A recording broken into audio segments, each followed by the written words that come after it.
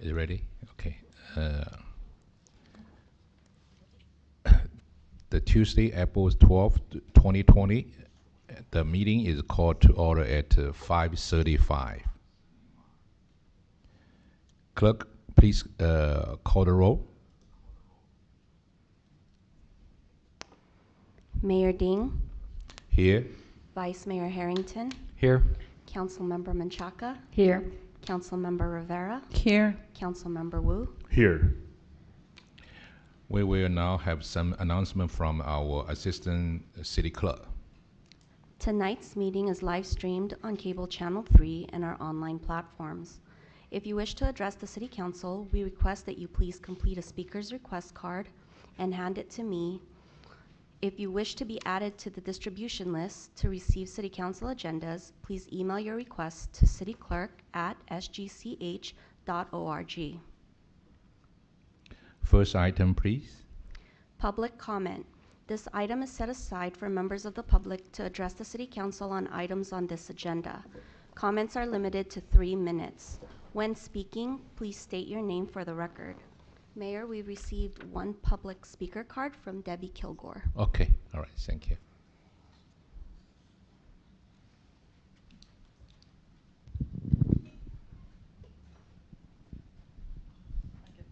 Hold this today so we can hear it.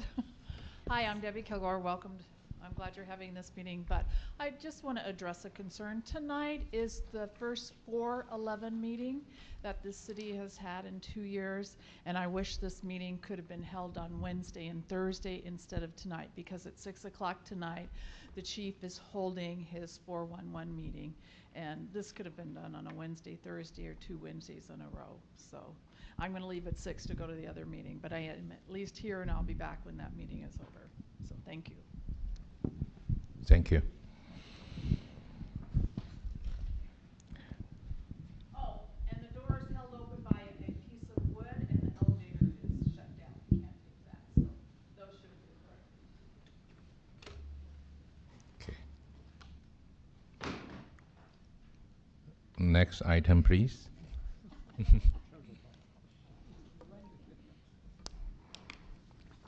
Interviews of applicants for city commissions. Applicants will be interviewed to fill expiring seats on the Design Review, Historic Preservation and Cultural Resource, and Planning Commissions. City Manager Lazaretto will now comment on the voting and interview process. Thank you, Mr. Mayor, members of the council. So I just have a couple of items to mention before we get started tonight. First of which is that all of the applicants are going to be in the room next door in our conference room, so they can't hear the other applicants and their answers, to try and make it as fair as possible, similar to the way we did for the city council interviews, and we had a random order. The applicants are welcome to sit in the audience after they have their interview, so you'll probably see them assemble, but in the meantime, they are gathering next door. Second thing is, for the voting options, we set it up to have the formal vote tomorrow night at the conclusion of both nights of interviews. But I might suggest, and it was brought up by a couple of council members, so it's not my original idea, but I might suggest that we take each individual commission and vote at the conclusion of those interviews. It would be a tally vote, or we could do it by deliberation, but we could vote at the end of each group of interviews. We could take that vote, and then we would do the formal vote tomorrow night to recap all of them, and that would be the vote that goes on the resolution.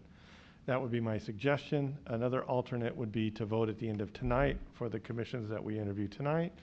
And option 3 would be to vote on all of them at the end of tomorrow night and wait until that process. So I would ask at the end of my comments that council just memorializes or decides what the voting process will be. My suggestion would be we do the tally system. Marilyn's prepared to tally up on the screen behind and our screen over there so everybody can see. I feel like the one common comment that we received about the council interview process is that it was very transparent, and even if folks didn't agree with who we ended up with the final candidates, which I disagree with the disagreement, I think the process was not one that was pointed out as being flawed. Another item to bring up is that for the Design Review Commission, we did have two incumbents that chose not to run again. But one we contacted both, and one reiterated that she did not want to be in the process again. But another one said that he somehow missed our emails. Our staff talked to him on the phone, and while he was on the phone, he found the emails and ended up saying that they just missed them in his inbox. So the process has been fair, and we've tried to reach out to everybody. That being said, he has submitted an application.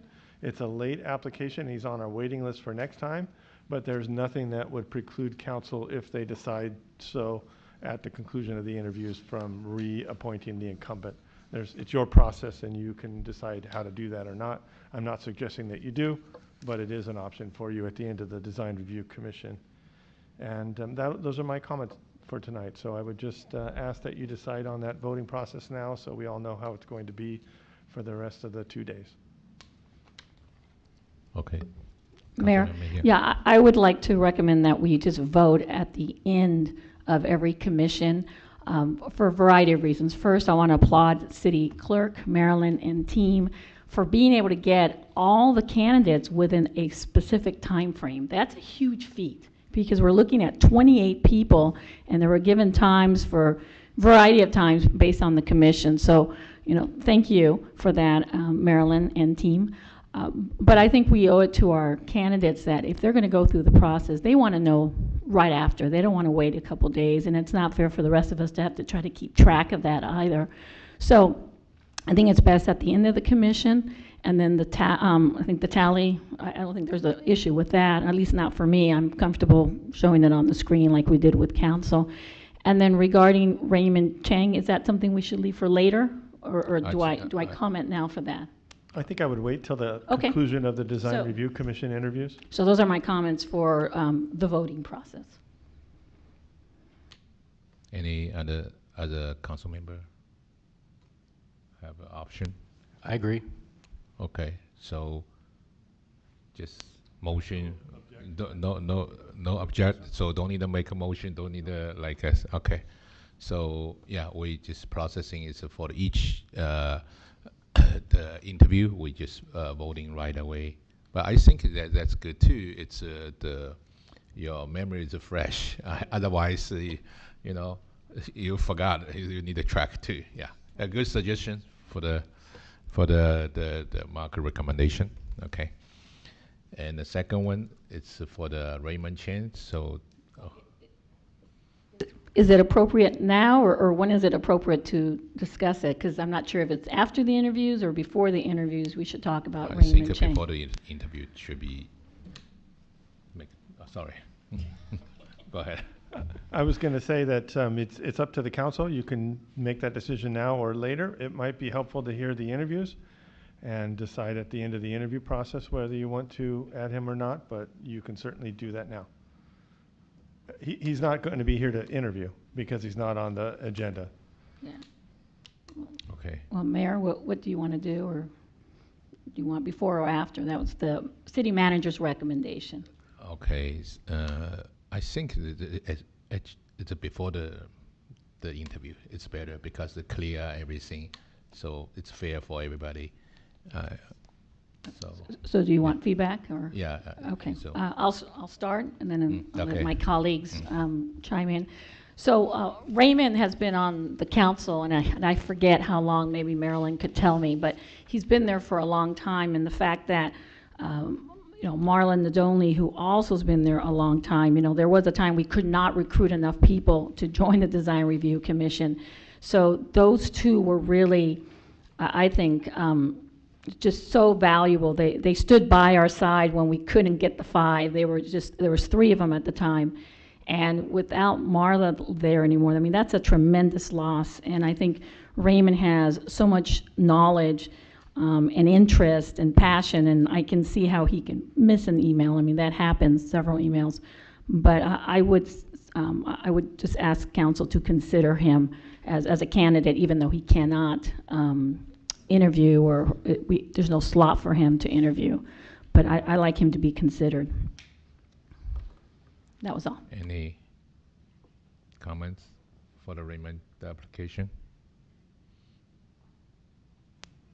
I'll defer till after. I want to hear the other candidates. I'll just defer. Okay.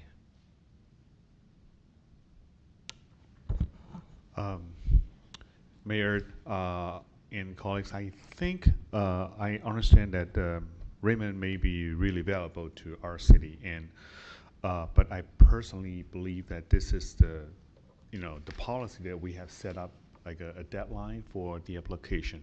I totally understand that we have so many emails every day, everyone the same, but if this is late, then this is late. So I truly hope that we can just preserve, someone like him to stay in our city and to serve. But we have to consider that be fair with other applicants meanwhile. So I would suggest maybe we should reconsider that, make him on the waiting list, and we would like to invite him back whenever we have vacancy here. So that's my point. Okay. So, I agree with what John Wu says. I think, Okay. we have to follow. so the people. decision looks like we just interview these the three on-time applicant first, then we, Well, is this the commission where we have to have like an architect right? So unless we're lacking some, what is Raymond? Is he? He's an architect. Yeah, Architect, Raymond is an architect. okay. So so the unless, architect, it's what's the qualifications for the applicant? So that's that's like one of the Karina qualifications, yeah. is, So asking. unless we're lacking an architect already in the ones that are applying And there's right three now. of them, it's the architect on, we just honor their reference. I know Mr. Sadlo has an architecture degree. I don't know that he's a practicing architect, but he has a degree in Okay. architecture. Because if we don't have an architect, then we might want to reconsider and giving him an opportunity, right? Yeah, there's only 3 candidates, so we need 3 positions. Mhm.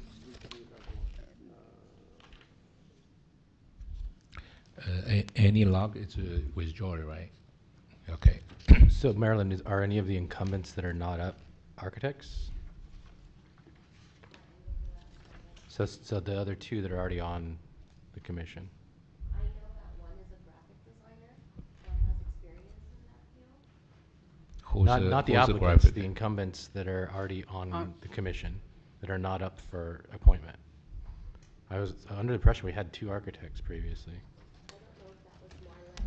I believe that was. Yeah, Marla and Raymond. Marla's an architect. Yeah. Okay. Is she on there? No. She did not So the other reapply. 2, they're not architects?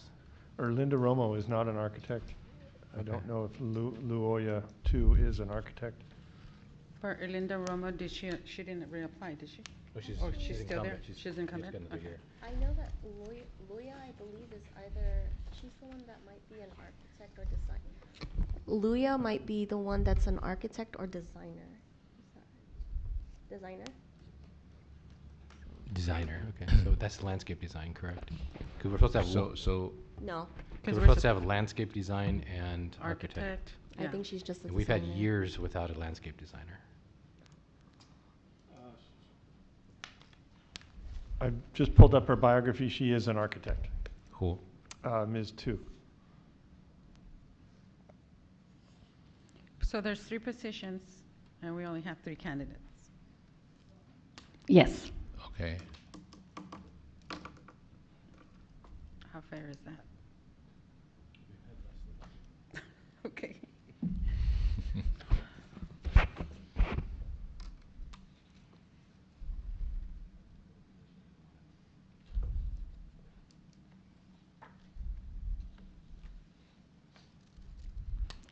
Well, did we actually decide not to consider Raymond? I know we heard from 2, but I didn't hear from, Councilmember Harrington said he wants to wait till afterwards. Mayor, you didn't make any comments. I mean, I just said I'll just defer the decision, but I mean, if we have 2, I agree in process also. I mean, I think process matters because if we waive process for one person, then why aren't we waiving it for others? Someone tomorrow says, oh, I want to apply too. I mean, when is the deadline? Yeah. Now that decides it. Okay, yeah, I agree, but also because this design, the commission, they have the requirements, so that's why I double check the definition, the qualifications, you know. So if not like the rest of the commission, so that's the Yeah, there's a couple others like that we have to have certain Yeah. occupations. Yeah, yeah. So, yeah, design review is one. Mhm. Design is more like a More specialized, specific, you yeah. know, so okay, historical too, yeah, okay. So what's the way, just like defer or after? No, I said I'm fine with John and Karina as far as we can hold the process as it is, and if we don't fill one, then we have a wait list. Okay, If we have someone here that we don't like, we don't have to appoint people. We can say no. okay. I mean, if So actually, just processing, just for the waiting list for the Raymond, right? And we just go ahead and process, interview these three current, today just three Yeah. applicant. right? theoretically, we could say no to all three. We probably Okay. won't, but Okay. Okay. So everybody agree? Okay. So that's good. So are these new applicants or are the incumbents in here too? 'Cause I'm a They're little both. confused. It includes Both. incumbents and applicants. Okay, well, for the- So yeah, yeah. For myself, I just make comments because I have experience. Okay, this time, even incumbent, we do the interview because we have the two new council member here. Because when I get on board on the COVID-19, I don't have that time we interview processing the incumbent. It's a skip the interview. So I also have some feedback to the clerk and Mark too. Probably for the new council member should have the experience for the incumbent too. That's this time it's did a good job. So yeah, that's really appreciate the staff to do that. Yeah. So. Okay. Go ahead, Mary. Yeah. Okay. Council, we will have 15 minutes to interview each candidate. Mm-hmm. I will have the timer set so they will see when they have the 5-minute mark, it will turn yellow and it'll notify them that they have 5 minutes left for their interview. Okay. And Our first interview was Annie Luck, but she did withdraw her application. So the next interviewee tonight will be Charles, also known as Chuck Myers, applicant for Design Review Commission. okay.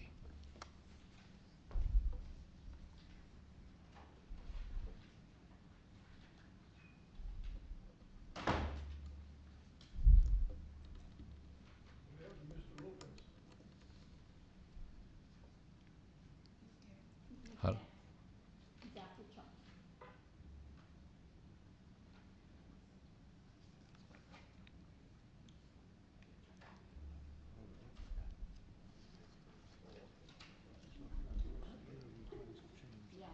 Okay. All right.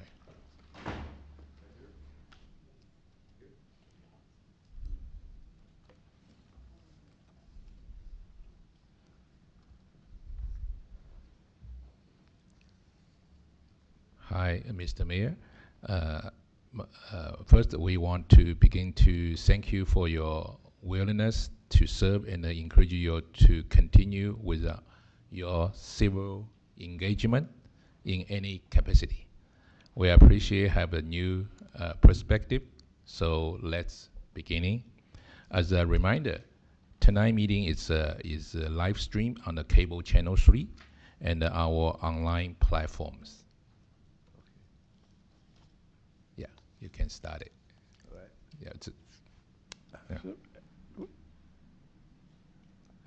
Okay. Okay. Is it? Okay. Okay. So for my strip. Okay. So who will be? Okay. Maybe I start my question first. Okay. All right. So,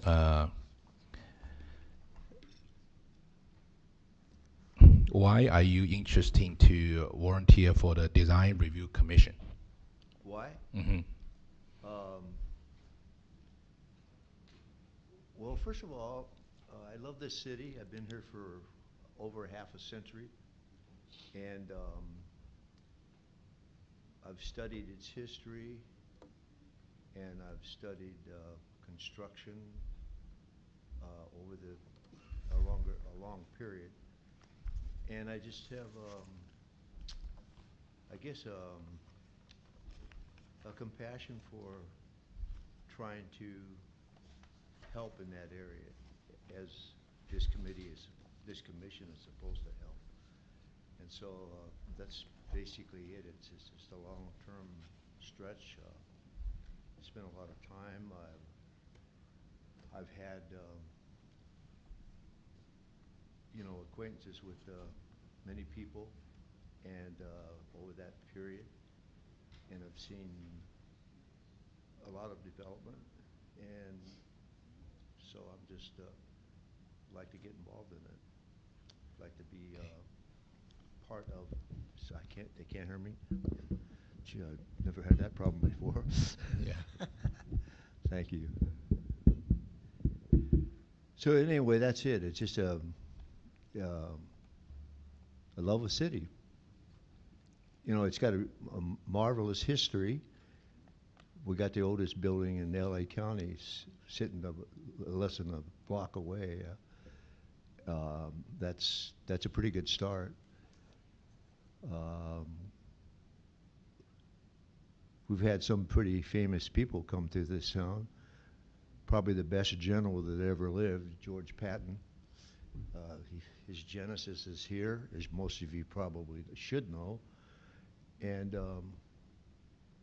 I was treasurer of that church, for Church of Our Savior, for 11 years.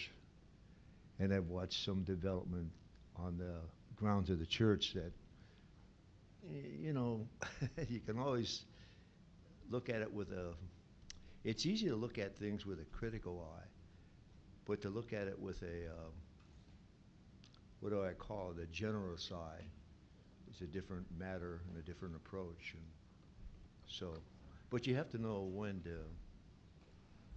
to do a right turn or do a left turn, so. Thank you. Next, who will be next? I can go next. Okay, Councilmember Rivera. Good evening, Mr. Check. What do you see as the biggest challenges related to the development for San Gabriel at the moment? What, I'm sorry? What do you see as the biggest challenges or related to the development of San Gabriel? Mm-hmm. Well, the biggest challenges are, as I see it,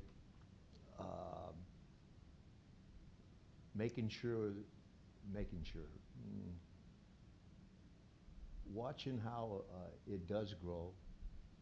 Sometimes in development, I was able to do a lot of financing of development in my professional life, and the passion of the developer sometimes is real, and sometimes it's just, you know, get the thing done, and it depends. So you have to know something about the appetite of the developer, if you can get there. I mean, maybe on this commission that can't happen, I don't know, but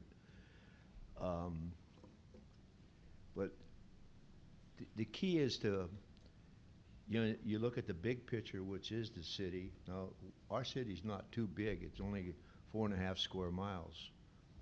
And so when if you have a history of, what do we call it, weak development, then that could be pretty brutal in a small town. It could be brutal in a big town too if it's overdone. But so it's a matter of control, you know, a little bit of control, and I think that always needs to be addressed.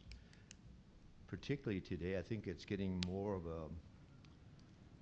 more enhanced today, that we have to look at the control and make sure that we're I keep saying make sure, I'm sorry, you can never make sure, but you can control it possibly and keep an eye on it. And that's important, I think, in your development, in any given area. Yeah. Thank you. Thank you. Okay. Vice Mayor Harrington? Thank you, Mayor. Thanks for coming, Chuck. We always appreciate it when people step up to volunteer, especially to serve the community and be engaged. So I'd like to know, I know you've been involved in City Council and a lot of development design issues in the past. I mean, as far I've seen you at a lot of meetings. My question is more like a process question. So we have a pretty well-defined zoning code and well-defined design standards in San Gabriel. And they've been, I would say now they've been around a while. And I think part of the commission's duties should be to suggest changes and at times.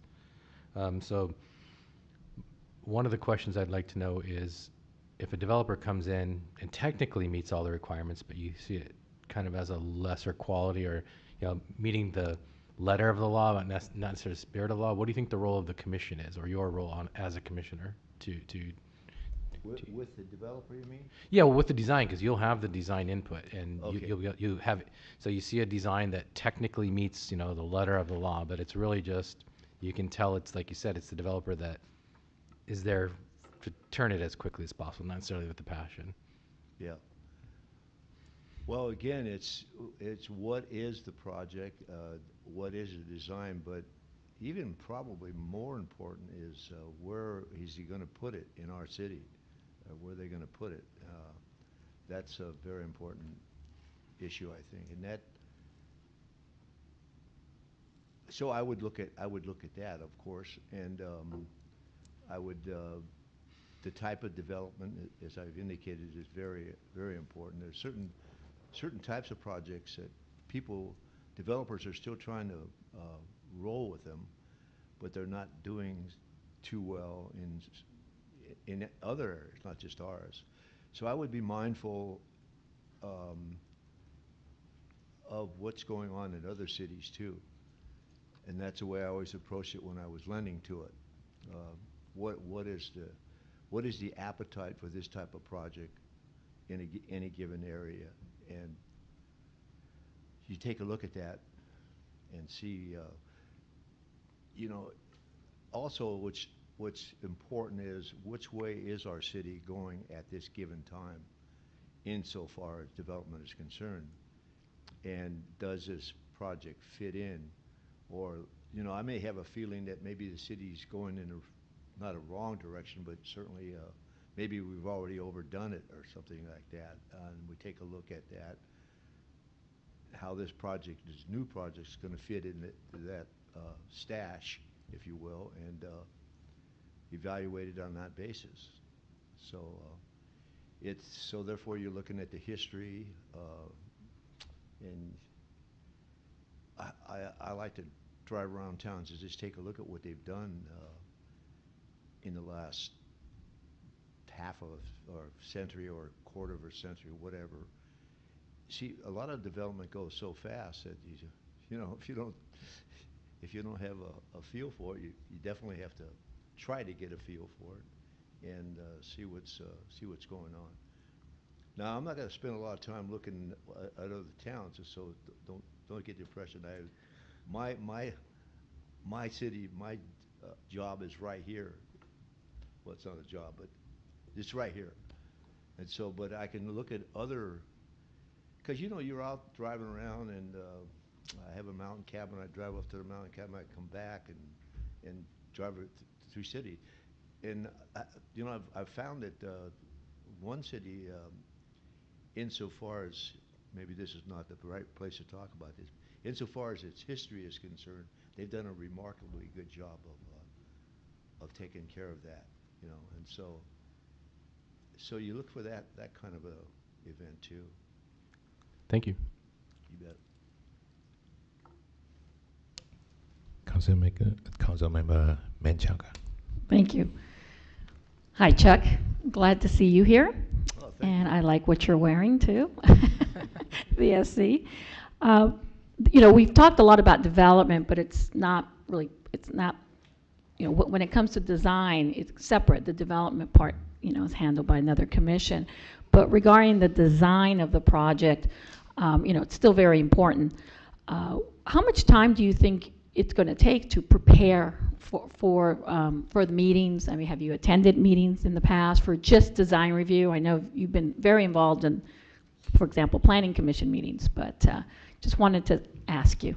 You mean me? Yeah, if you were a design review commissioner, how much time do you think it would take to prepare for each meeting? Well, it depends on how serious the project is, I think. I would look at that and how it's going to fit, and I can get a pretty good feel for it. I don't mean to be bragging, but I can get a pretty good feel for it just by looking at the project and then take it from there. If it's a serious project, well, they're all serious, but I mean, if it's really a serious project, then that would dictate that you'd have to spend more time looking at how that project is being absorbed in other areas. If it's different, if it's a project we've already entertained, well, then we have our own model to look at and how that's going. So that would actually be an easy one, in fact. So the point is, you got to imagine how it's going to sit in our city, and that would be. The more money's being spent on the project, the more serious that issue is, I think.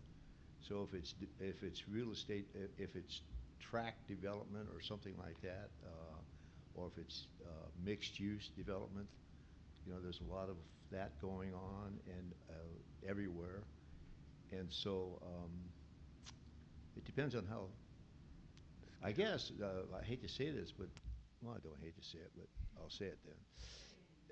It depends on how much money is being spent, you know, and how radical that would be for our city. Now, if our city can take this on and digest this project without too much trouble, then it wouldn't. It would be something that would be not a no-brainer, but it would be closer to a no-brainer than something that's a brand new deal and it's.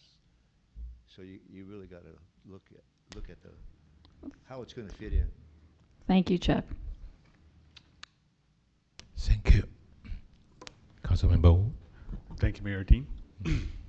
Hi, Chuck. How are you? I'm John, and thank you so much for applying for this position.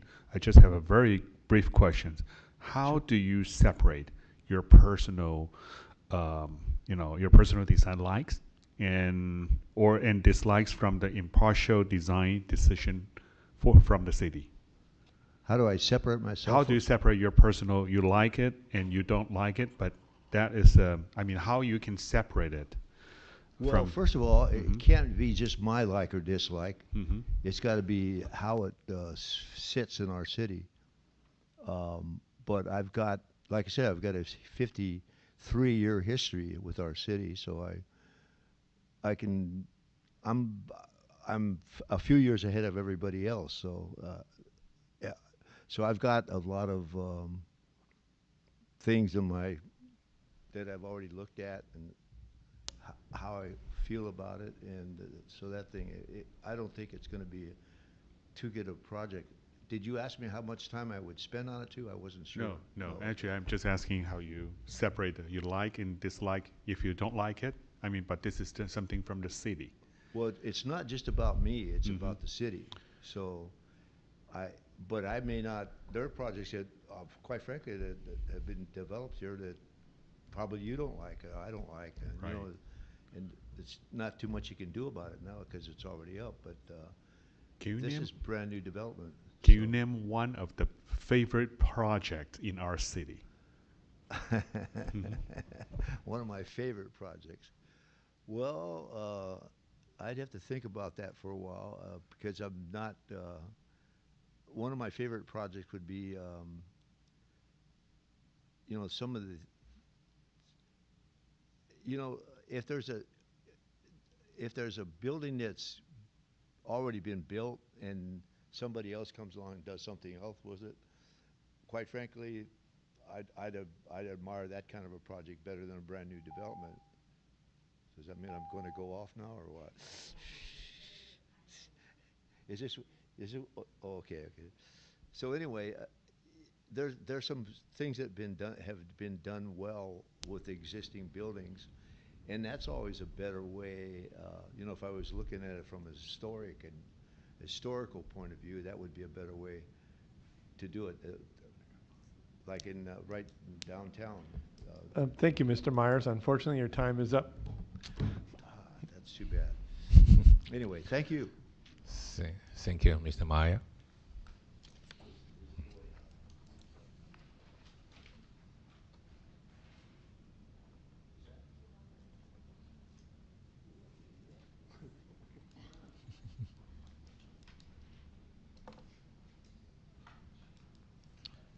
Next applicant, please. The next applicant tonight is Guillermo Lopez. Let me go ahead and. Is it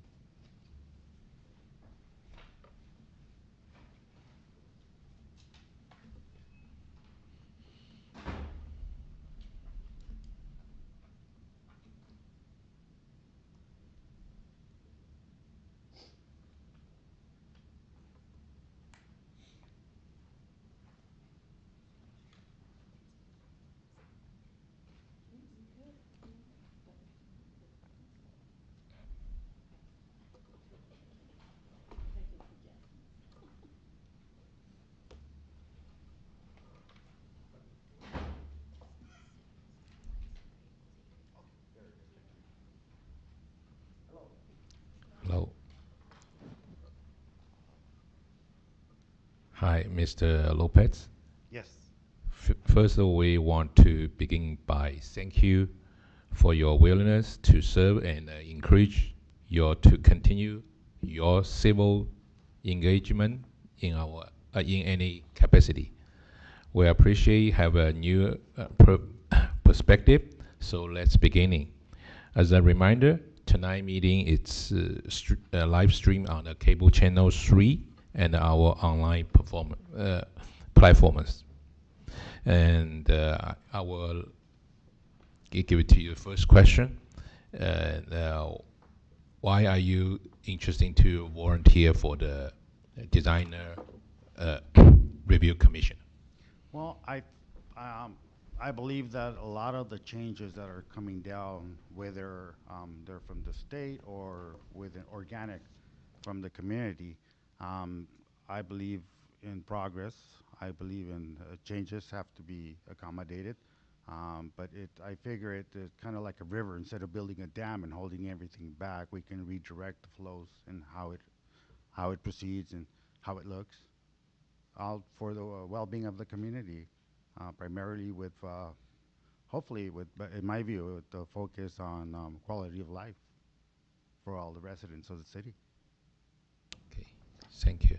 Maybe the microphone too need a more close. So Is it working? Oh, yeah. Oh, okay. Yeah, yeah. Otherwise, it's hard to hear. I'll have to do it like a rock singer.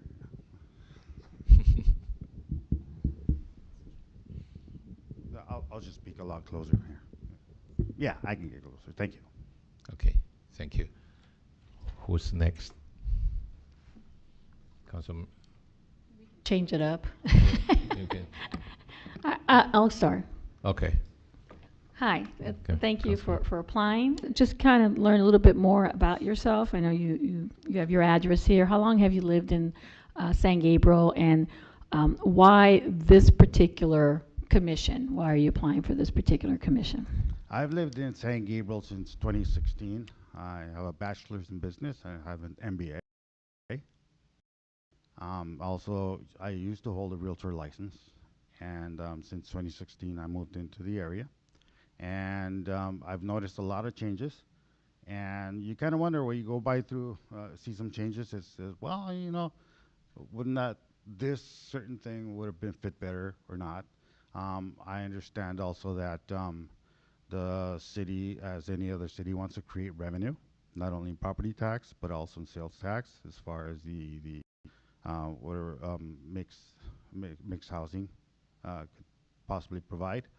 And so I want to be a part of that. I want to make sure that the community continues its growth, not only for business-wise, but also for the community. So I want to be part of that, and if my ideas are taken, that as well. But I like to have some sort of input. Thank you. And Councilmember Rivera, right? Please. So if a developer comes and presents a low-quality plan to you that you think needs work or is not compatible for the location, but technically it meets the code, what would you do, or how would you handle that? Well, coming from an understanding,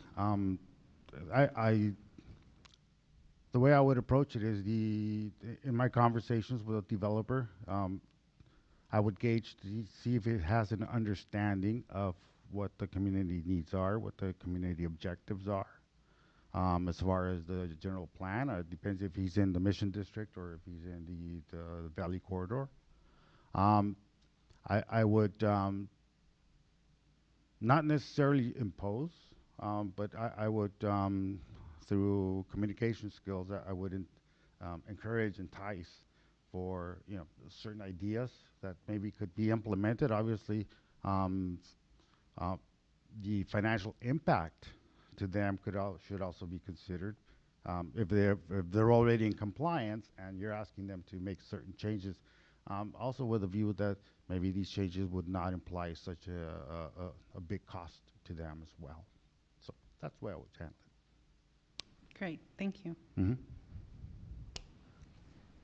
Okay, Councilmember Wu. Okay, my question is, I know that you have bachelor's degree. From your resume that shows you're a realtor, and you're also serving as a treasurer for your homeowner association. Also, I have a master's in business. Oh, yes, yes. So how you apply your professionalism to the new position you're applying? Well, one thing I may not mention there, I'm also certified in marketing. And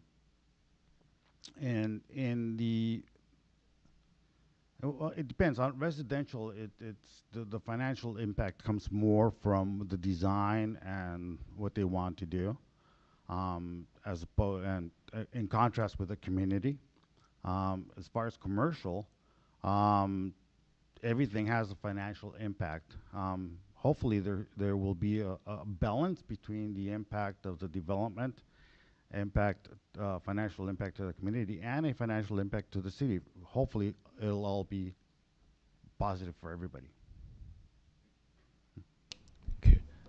Vice Mayor Harrington. Thank you. Thank you, Guillermo, for applying. We really appreciate when people step up and try to engage and volunteer. Thank you. So my question is, we're always looking for on developments to improve not only the developments themselves or the design in this case, but also the code. So as your role as a commissioner, how would you approach it if you find like codes or issues you think are creating problems, either interpreting or in design itself? Like some of our design at the last applicant are a little older. So how as a commissioner, what do you think your role is to kind of change that or to come in and suggest changes?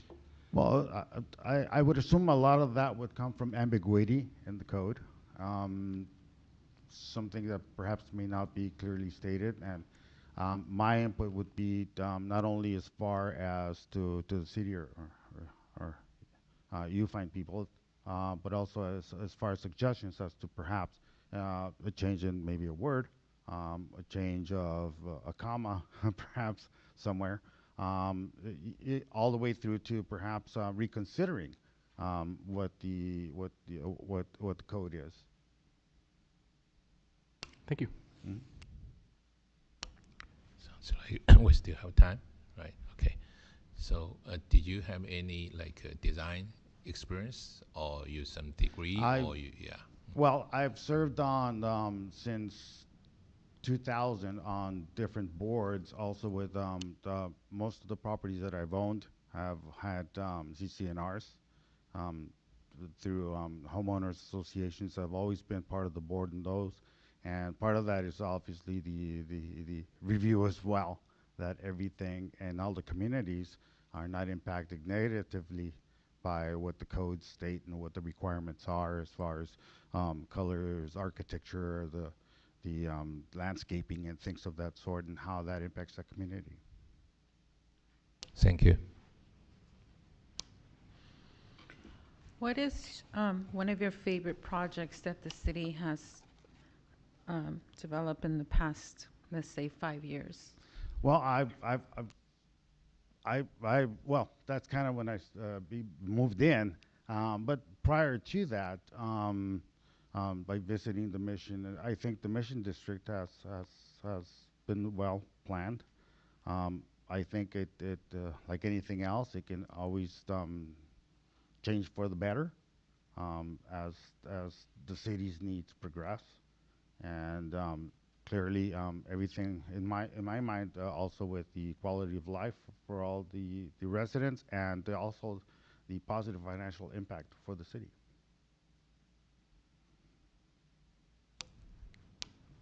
Thank you. Thank you. So, Mr. Lopez, I want to know how you will separate your personal design likes and dislike from an impartial design decision for the city.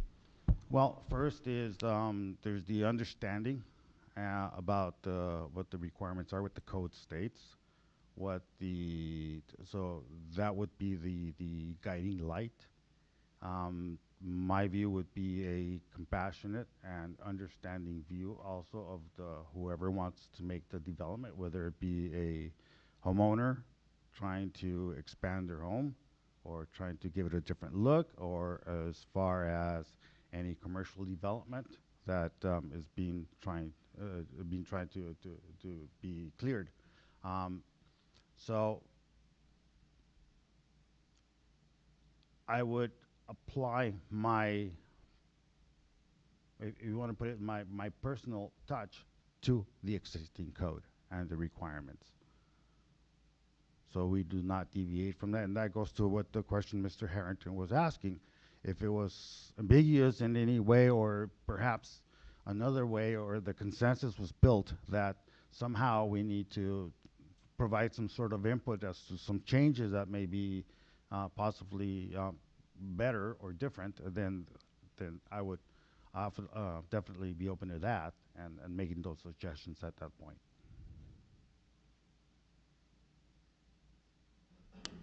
Any question? So we're going to go through 2 rounds, if time permits, is that? Yeah, yeah. Okay. If no questions, so we No, can- I've already asked my question, so. Okay. Okay. All right. Thank you, Mr. Lopez. Thank you very much.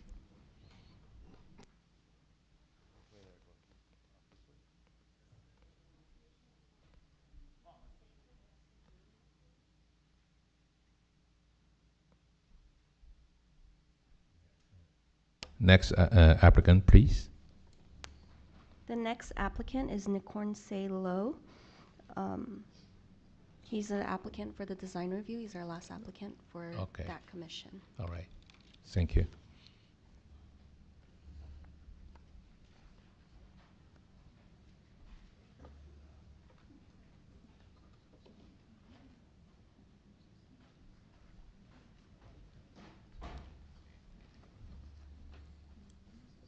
Hi, Mr. Salo.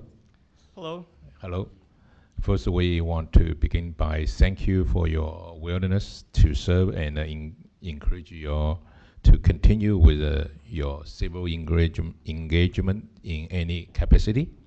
We appreciate having new perspective. So let's begin. As a reminder, tonight meeting is live streamed on the cable channel 3 and on our online platform. And so I just begin in the first question. Okay. So if a developer come to in present a low quality plan that you think need work or this not is not capable to for the location, but it's technically meet the code, what would you do?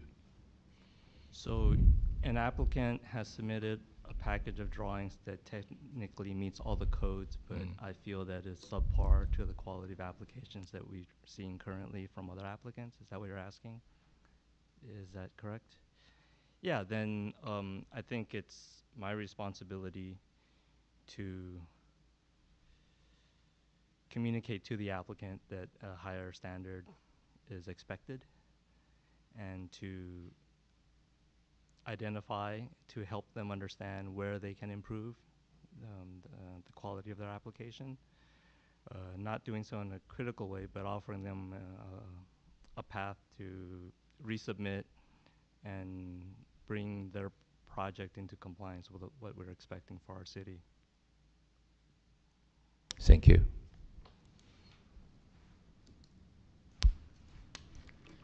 Go ahead. Go ahead. Hi. Thank you for, first of all, serving the last 2 years, and then now you're reapplying. So I really appreciate that when community members like yourself, take on a commission, not just the first time, but now the second time. So thank you for that.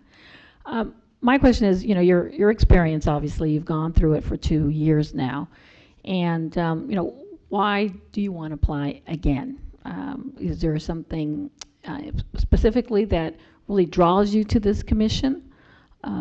Is there something that you would like to, maybe you started and want to continue on with? I just wanted to kind of just learn a little bit more about why you've reapplied.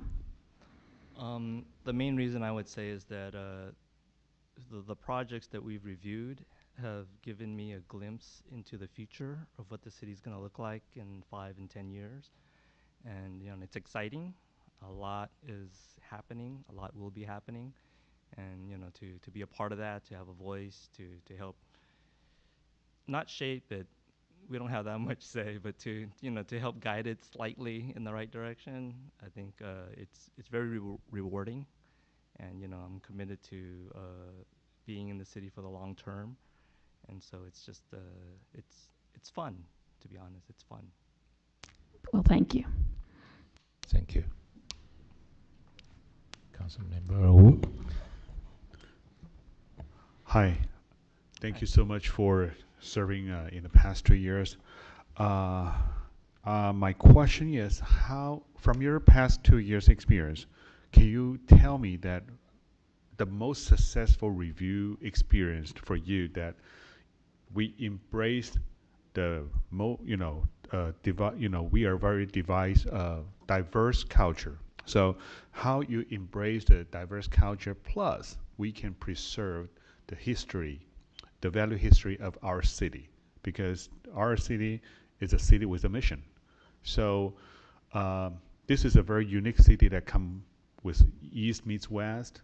We have like a different culture, but any project that you think is really a successful example for our city. Okay.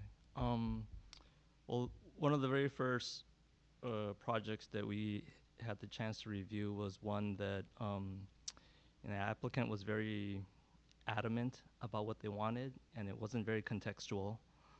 And they brought in multiple architects to kind of tell the story that didn't add up.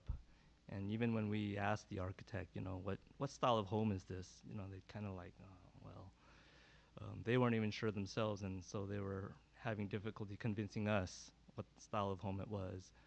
And it was a tough review. They came back 3 or 4 times over the course of a year, but eventually the conversation got to the point where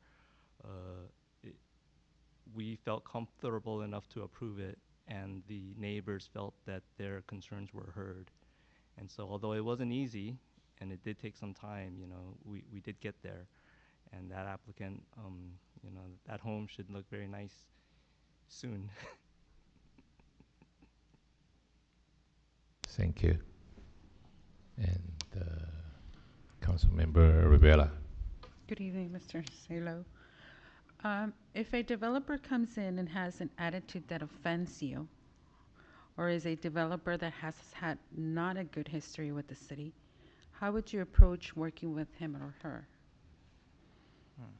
Well, I guess unfortunate we haven't had that experience yet. But there was one applicant where we felt like they weren't being truthful with us with how they were intending to use a certain property that was zoned for single-family residence. And I think,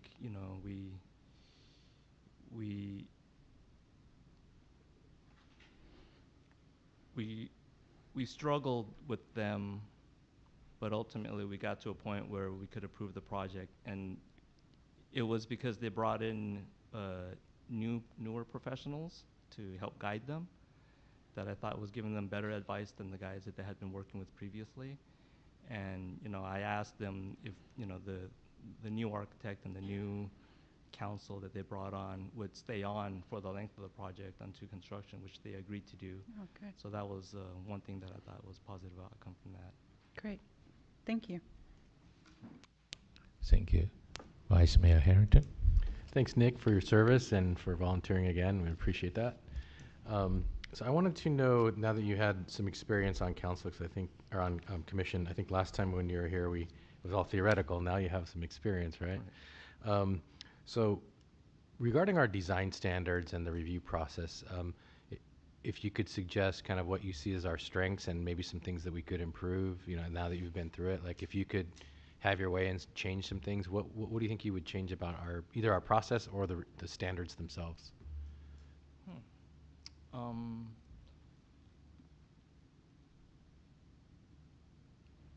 Yeah, there sometimes feels like there's a large variety between the quality of the submission, and I understand that that's dependent on the resources of the applicant, but there should be some minimum standard for what they're presenting.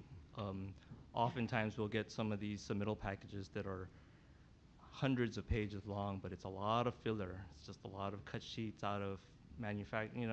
It's not really the stuff that we're looking at, and they're hoping that this is enough for us, but that's really not what we're looking for. We're looking at the few quality documents that communicate the design to us, and those are the ones that we focus on in the commission. So maybe if, as they're developing their submittal packages with staff, we could focus on kind of the actual documents that we look at the most, and so some consistency with there. Yeah. Perfect. Thank you. Appreciate that, and we'll take note of that. Yeah. Thank you. Thank you. Any question? Okay. So, thank you.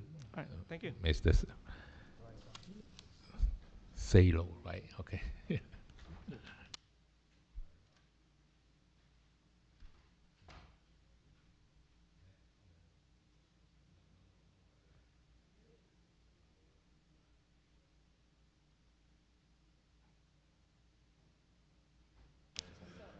So, No more applicant for the design review, right? It's already 3, right? Yeah. So we have both of these commissions twice. What are we doing? Yes. So They have a different end date in the. yeah, they have 2 different end dates because one of them. could you talk into the microphone? Sorry. We have 2 different selections for that commission because 2 of the positions for that commission has a 1-year term currently. And so if they were to get appointed again, it would be for another 1 year, or you can choose to appoint them for 2 years, but then 4 of the seats will be up during the same time.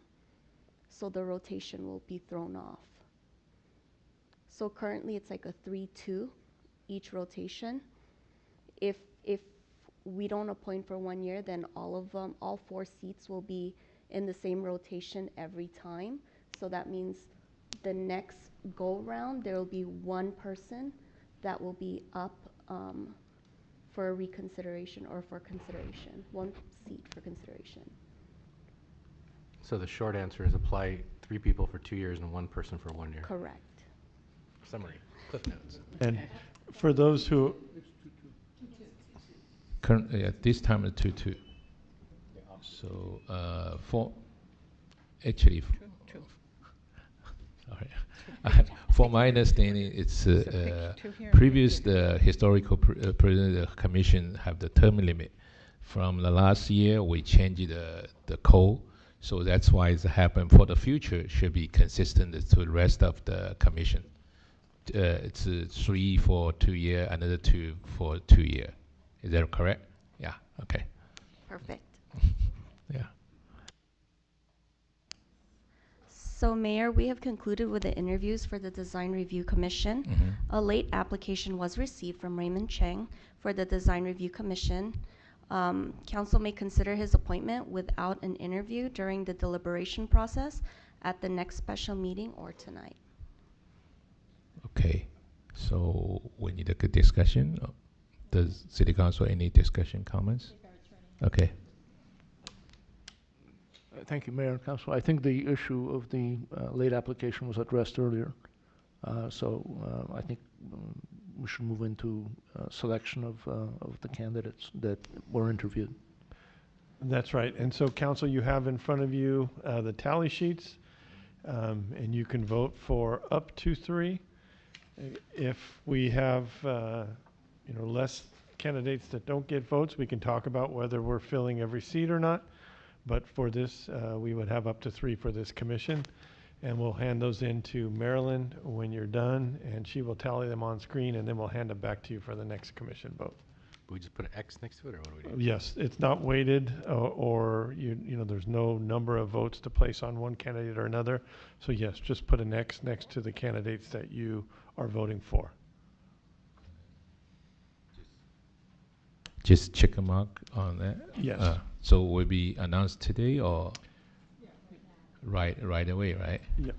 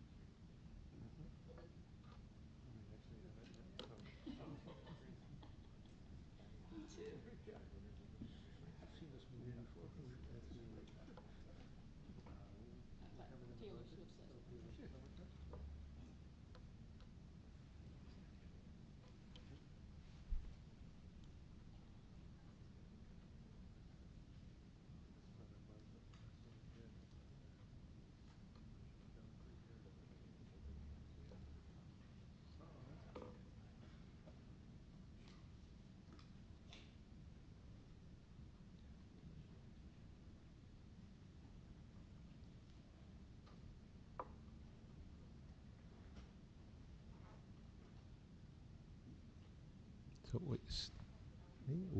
we still can put on? Oh.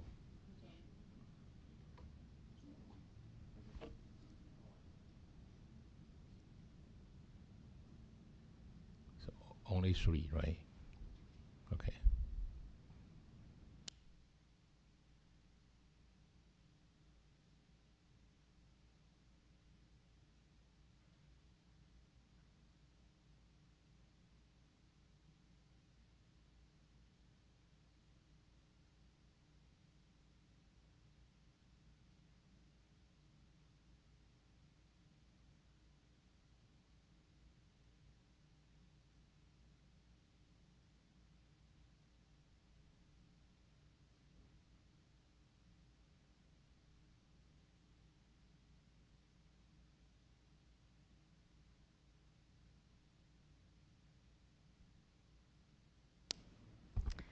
Mayor, we have 4 votes for Charles Myers, 3 votes for Guillermo Lopez, and 5 votes for Nicorn Salo.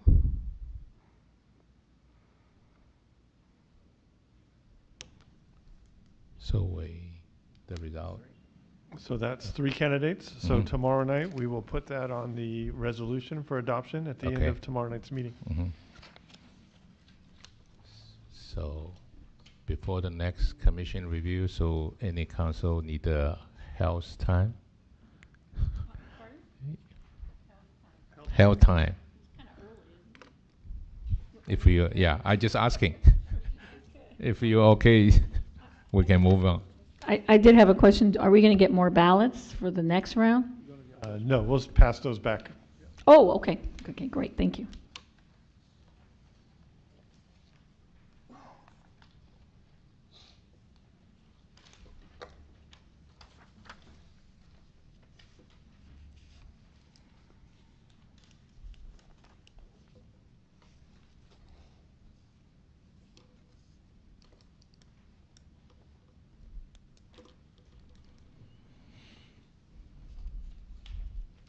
Okay.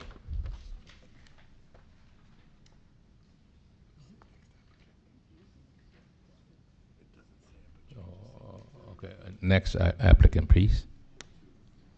The For next, the, the next applicant is Ramon Hernandez.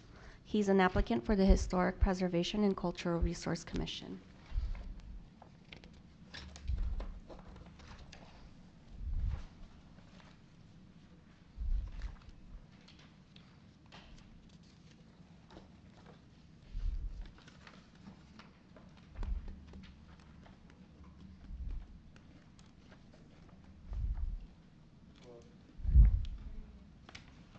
Good evening.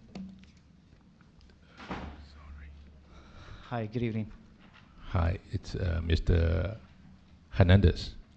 Yeah. Yes, Okay. thank you for having me. Yeah. We want to begin by thank you for your willingness to serve and encourage you to continue with your civil engagement in any capacity. We appreciate have a new perspective. So let's begin. As a reminder, tonight meeting is a live stream on the cable channel 3 and our online platforms.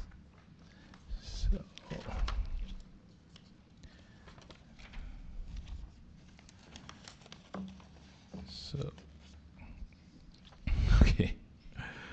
What do you see as the big challenge related to the preservation for San Gabriel? What I think is going to be the biggest challenge? I Mhm. believe the biggest challenge is just trying to maybe get to know you guys and try to figure out how to communicate what I have to offer. Thank you. Okay, Councilmember Menchaca. Yes. Welcome. Thank you for applying. And just a reminder, there's a timer there. So we have to remain within the time. I appreciate that. What useful experience, knowledge, or perspective would you bring to this commission? I actually started working at a very young age for a food and beverage company. Since then, I've actually worked for several companies that that offer food and beverage to the communities. Also, as a hotel manager, I've worked as a property manager. I've had several different roles. So essentially, food and beverage in the city, the way that we offer it and making sure that it's being served properly was one of the first things I learned as a food and beverage employee. So I think I have a lot of tools under my belt that I can offer because it's different perspectives, especially working on different areas of the employment field. So to answer your question, I believe that that's it. Okay. Thank you. Sure. Thank you. Councilmember Wu? Oh, okay. Hi. So how do you see the relationship between historic preservation, planning, and economic development? Could you repeat that question again? Sure. I mean, how do you see the relationship between historic preservation, planning, and economic development? It's really important because the historic preservation of the buildings that were made before us have a lot of detail and important artifacts that we need to preserve. Um,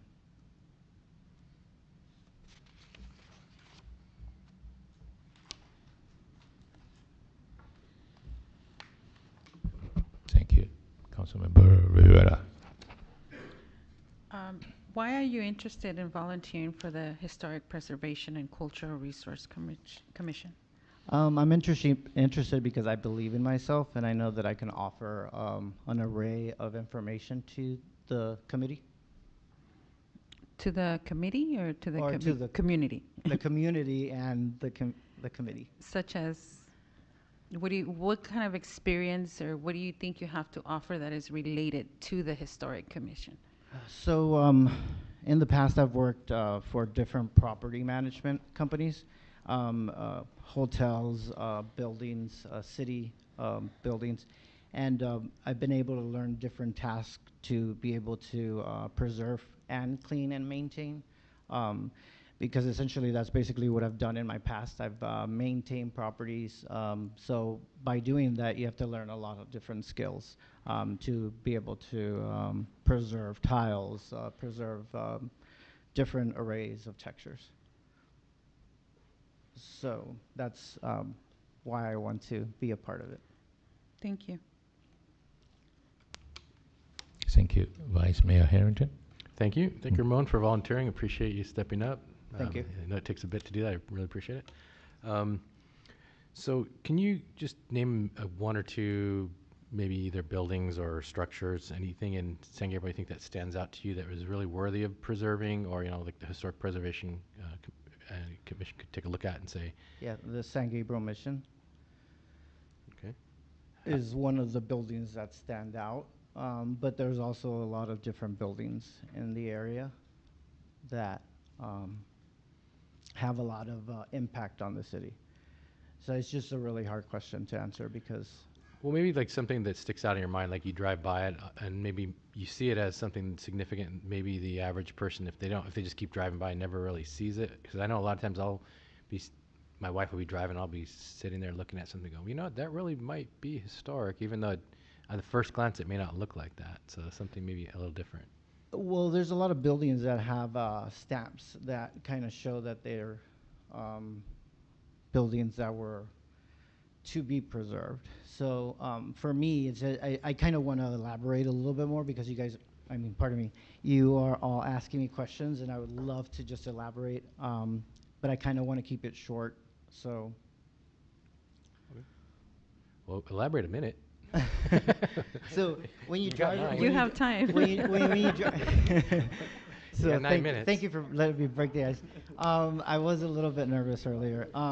There is a lot of buildings in the city that like banks that have tiles that have like murals on it. There's also a lot of buildings that kind of stand out to me, basically because I pay attention to detail. Essentially, that's something that comes from within. So I kind of enjoy art. I enjoy music appreciation.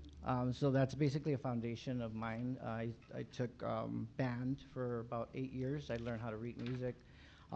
So that actually gave me a lot of interest to learn about art and history. So to me, a lot of the buildings, like a lot of the banks, a lot of the city buildings, they basically stand out, but you can't really see that they need to be preserved because there's a lot of other buildings in between with different architecture designs, so everything sort of blends. But there is specific buildings that have an architectural standpoint that actually stand out. Thank you. Thank you. You're welcome. Any question? Okay, thank you, Mr. Hernandez. Okay. Was that it? So you have any idea? You say so you are qualified for the historical commission if you think about it. So if I have any qualifications for it? Yeah, you think why you qualify? Why I qualify is because I've been paid to manage different buildings, so I've made a living doing this. I've had different companies that have approached me to assist with ensuring that their assets are well taken care of. So different people. So I believe that that's one of the reasons why, because I have a good result. Okay, thank you. When working with others, what do you think hinders teamwork the most? Not listening to what the other person has to say. To your team or just one person? So being able to allow somebody to express themselves is takes a little bit of time. But I think that when you allow somebody to express themselves, that can hinder a team. Because it doesn't allow the person to elaborate. So they're not able to give you their viewpoint. So you allow them or you don't allow them? The question you asked me was, what do I think? So for myself, I do, because I've been a part of a lot of teams. So I've been able to be successful at it because I've been placed in different environments, and I've been able to succeed in different environments. So I'll give you examples: food and beverage, hospitality, healthcare. So those are three very important factors in a community. Thank you. Thank you. You're welcome. All right. Any other questions? Okay. Thank you. I still have 6 minutes. Okay, I'm going to excuse myself. Thank you so much.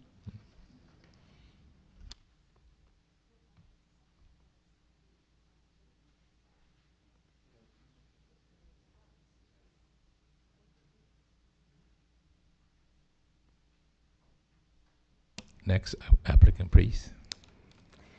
Mayor, I just received word that Jennifer Feng has withdrawn her application Okay. from your consideration. Okay. Jennifer Fan, right? Okay. Yes. So next applicant. So our next applicant is Eric Weeks. He's not due until 7 p.m., but I can check if he's here. Okay. Thank you.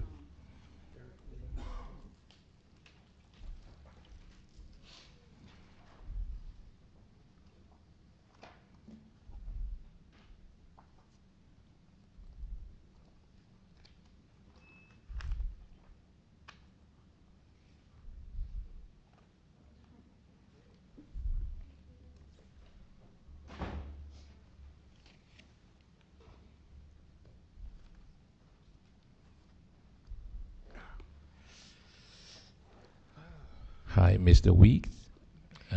Good afternoon. Thank you to apply this position. Okay, I think also thank you the last how many years do you will serve the board? I believe 3. 3 years. Yeah. Thank you to for this commissioner. So I appreciate you have new perspective. So let's beginning as a reminder. Tonight meeting it's a live stream on the cable channel 3 and our online platforms. And so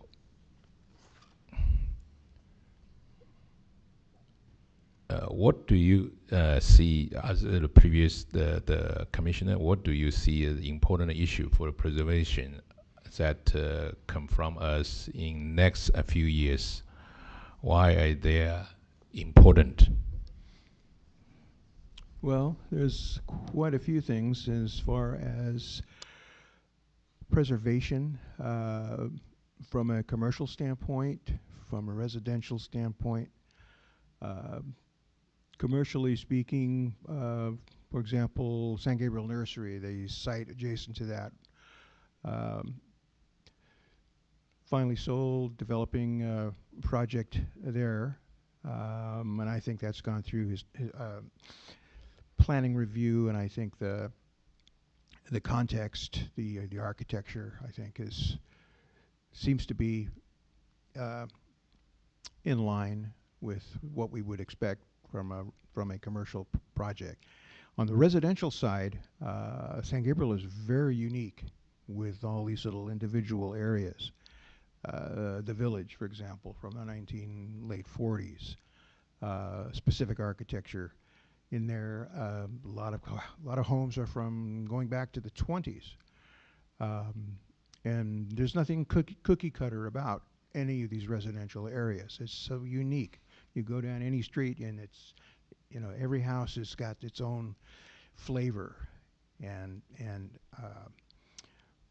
what I want to see is just that charm to remain. I think that's one of the big draws that makes this city really a beautiful place to live and to visit.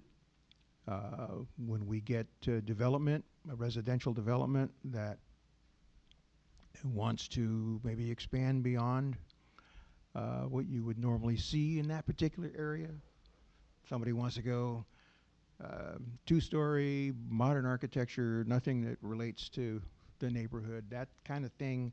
I hate to tell a private individual or a developer what they can do, but it seems like we would want to encourage people to maintain the vision, maintain the feel of what we have. And I think that's my main concerns. It's just holding on to the charm that we have here in the city. Thank you. Councilmember Menchaca. Thank you. Hello, Eric. Hello. Thank you again for reapplying, because I think you were one of the first of the original Yes. members for this commission. So I'm glad you have a continued interest, so this is very important. Just for my colleagues, I know a little bit about your history, but maybe you can share with us what useful experience, knowledge, or perspective you bring to this commission that you have been bringing and would like to continue to bring. Well, for one, I've been a resident of San Gabriel since, I think, 1978. On a professional side, I am an architect, so I have a little bit more insight on development and the kind of questions that we would want to ask of what people are trying to do, kind of keep things in line of staying within our context. And I think that that brings a sort of different perspective from the rest of the members on the historical committee that may not have that background. So I think we kind of,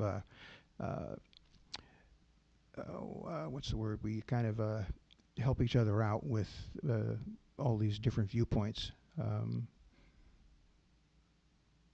And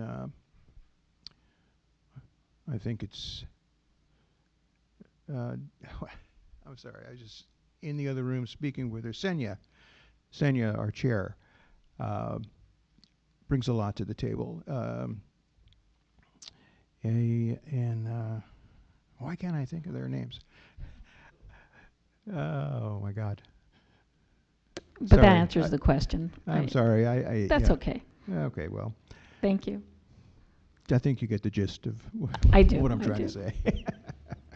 Thank you.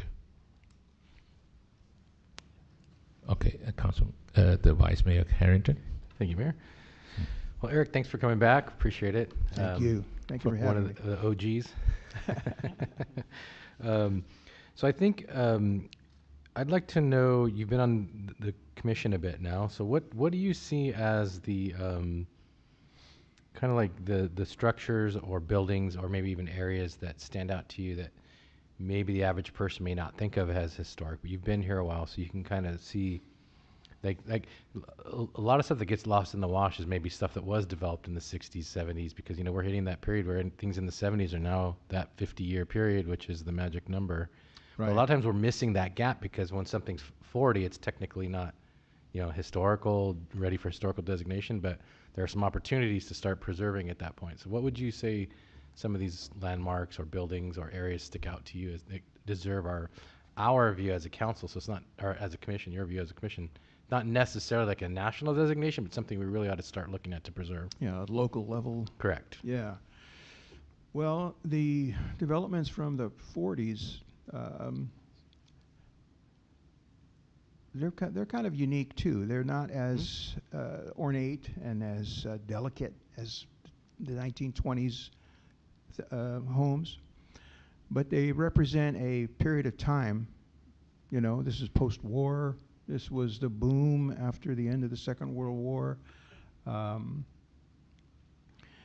And you can, I mean, to me, I can look at a 50s house or a late 40s house, and I can see, you know, the elements of it.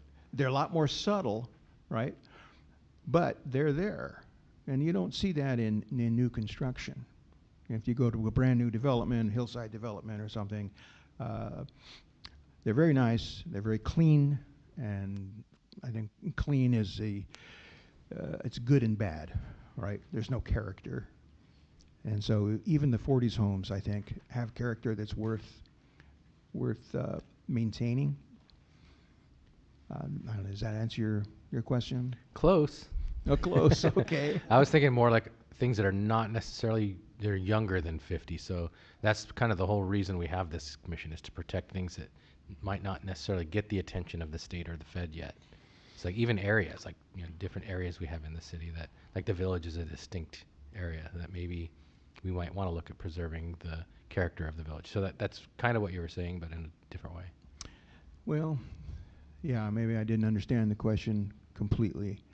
You won't be the first one that doesn't understand me. Oh, thank you. I mean, I got the idea, though. Thank you. Okay. Sorry I didn't hit the nail on the head there. Thank you. Councilmember Rivera. Sir, what do you see as the biggest challenge related to preservation for San Gabriel?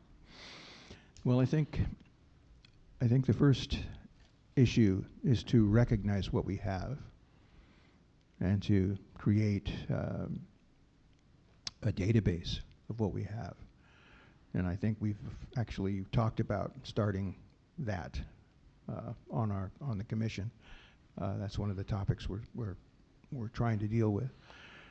So having a starting point is, I think, pretty critical. And I think that will open up a lot of people's eyes to see how much history is here and how it's spread out all over. Because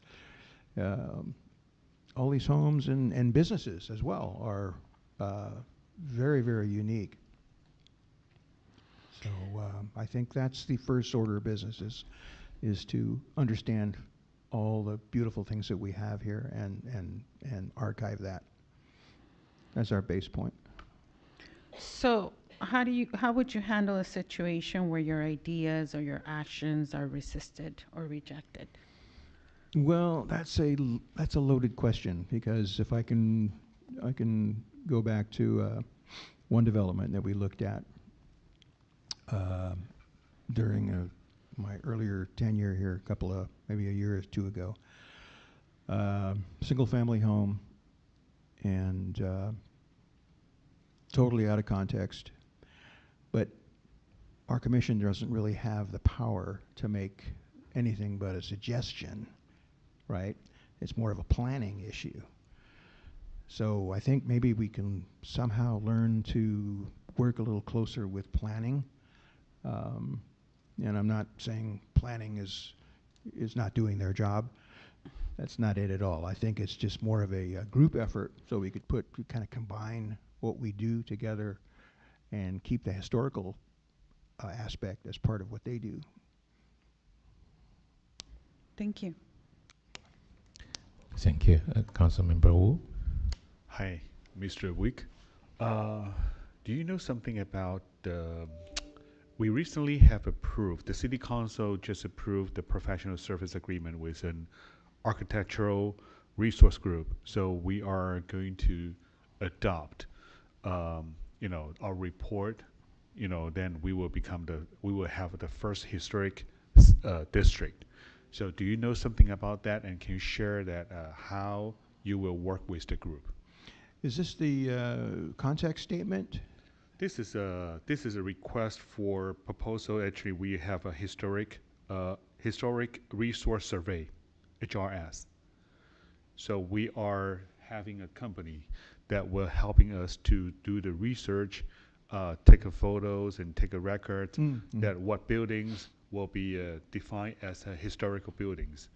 Then we will adopt that report and become, to adopt that as historic district. Okay. Yeah. Well, I would suggest that our commission would be involved in, say, presentations during the development of this, similar to what we did with the context statement, and give our thoughts on what needs to be added, what maybe is not necessary. Maybe some, when we get an outside entity in here that is trying to take an inventory, for example, they may not know all the little hidden jewels, hidden areas that exist here. So we would want to make sure that they get everything. So we have a nice balanced direction.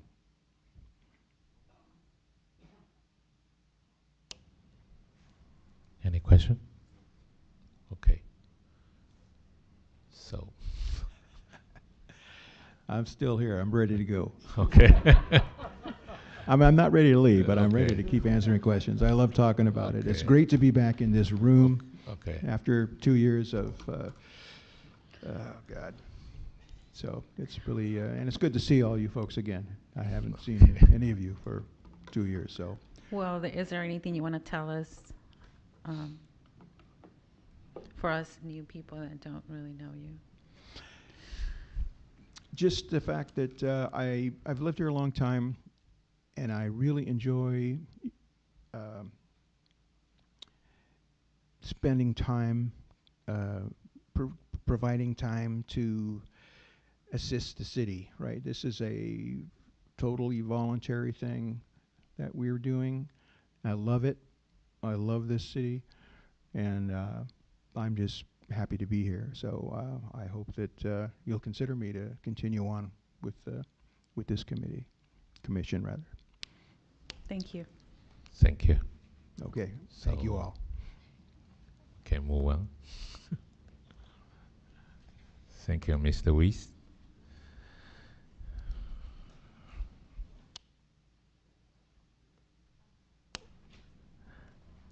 Next applicant, please. Our next applicant is Senya Lubisic. She is the applicant for the Historic and Preservation and Cultural Resource Commission.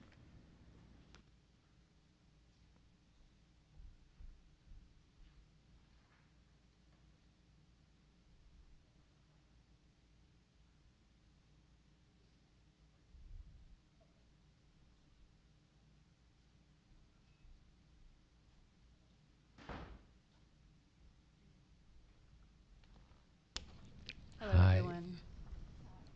Hi, Ms. Lubisic. Welcome to, thank you to reapply the commissioner. So we appreciate you have the new perspective. So let's beginning.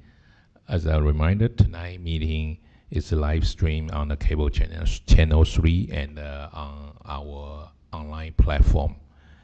Okay, so I think maybe okay. I'll start. You I started. don't mind starting. Okay, Menchak. So welcome, Senya, and again, you are one of the originals also, and you were very instrumental in getting the commission formed. So thank you for your service for a long time. And I'm going to ask this question knowing so well that you're very qualified, but I have to ask the question so my colleagues also will know. What useful experience, knowledge, or perspective would you bring to the commission? As I hope you are all aware, in the ordinance, you need to have certain professional requirements. One of those is a historian, or one of the options is a historian. And so I fulfill that requirement for the ordinance. I have a PhD in history from UC Riverside. I am a professor at Citrus College. I teach a range of courses, but teach California history at Citrus College and at PCC. In addition, I got my entry into preservation through community grassroots organizations and activism to save La Laguna Playground down at Vincent Lugo Park. I have good friends and colleagues in the National Trust for Historic Preservation, LA Conservancy, who were mentors and helped me in that process of advocacy. And as a result of their involvement, I went through the National Trust for Historic Preservation's leadership training. And so I spent a week in Deadwood, South Dakota, learning the ins and outs of the different aspects of historic preservation. As part of my work as a founding member of Friends of La Laguna, I helped to write the historic structures report for La Laguna Playground, doing a lot of the research on that piece, which led to writing a state nomination for the playground, as well as for the structures at Lake. So I'm familiar with the process of writing nominations. And since then have written national nominations for La Laguna Playground and for the Mission Playhouse. And so I've worked my way up to the Secretary of the Interior, and I love the title of Keeper of the Key in terms of getting those nominations through. Locally, we have a Mills Act program, and so I've helped several residents write Mills Act applications, doing the research on those homes. So I feel that I have a good working knowledge of the different pieces of preservation and the way that those work. And then in service in the commission, since its initiation, I've been able to help oversee the certified local government application that we still have pending now at the federal level, as well as the historic context statement. So fingers in many pots when it comes to preservation. Thank you so much, Senya. Mm-hmm.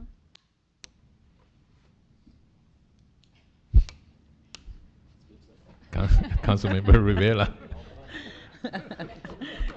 You left us speechless. Since you've been part of the team already for a few years, what do you see as the biggest challenge related to the preservation of San Gabriel? I think education is the biggest challenge, and I think that's an issue for our residents, for our staff, and for the larger LA basin. San Gabriel is very proud in saying that it's the birthplace of Los Angeles, but we have a lot of history to walk forward from there. It's sort of easy to point at the mission and say there is history, but we have persistence and resilience in our communities from before the mission was constructed all the way to the present. And so educating people about the cultural developments, the patterns and trends is really important. When I drive people around San Gabriel, I delight absolutely in speaking to the different communities that have come through and shaped our city, the architectural patterns and traditions that you see from those movements of people. And so I think there's a big piece in just educating. Our historic context statement helps in that regard. But then I also think there's education about preservation.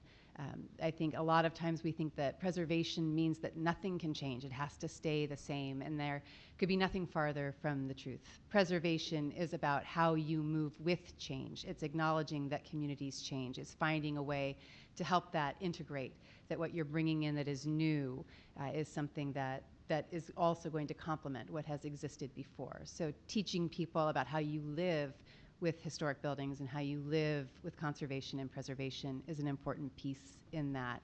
And I think that there's also elements of just how far-reaching preservation can be. Sometimes we think if you can't change things, then there's no progress.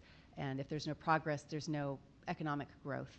And I firmly believe that preservation goes hand in hand with good economics in a city. I would challenge any of you to go to Pasadena and say that preservation hasn't been good for their economy. And I think there's tremendous potential if we can educate people to bring those same kind of places that are attractions and that really do lend themselves to the economic vibrancy of San Gabriel.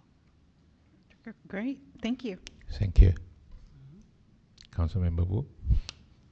Actually, she has already answered my question because that is so good, because I was just about to ask, because in the city of San Gabriel we have so many modernized new mixed-use buildings, and I know that somehow people feel that has become an impact to our preservation, to the historic buildings. But how do you see the relationship between the historic preservation, planning, and economic development? But she has answered most of them already.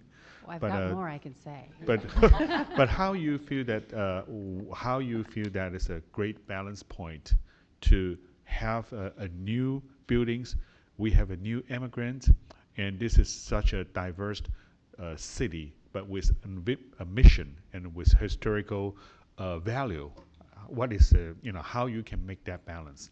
So I think one of the most important things that has happened, really recently in the last past years, is more contextualized presentations. So when somebody comes in with a building, it used to be you just saw the building. So design review is only looking at the plans of what was proposed, whether it was a building going in on a commercial street or in a residential area.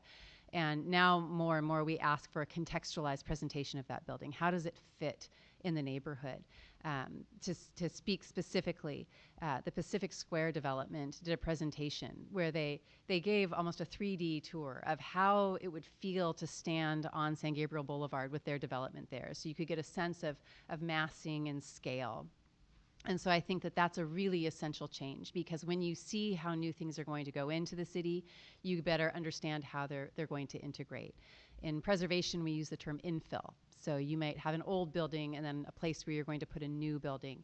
And so when you're talking about that infill development, you want to pay close attention to what are the architectural characteristics that surround that building. And again, using San Gabriel Boulevard as an example, it is a boulevard that was filled with nurseries. It was a boulevard that had some mid-century modern development, so like our bowling alley that we've lost, and the skating rink that is still there.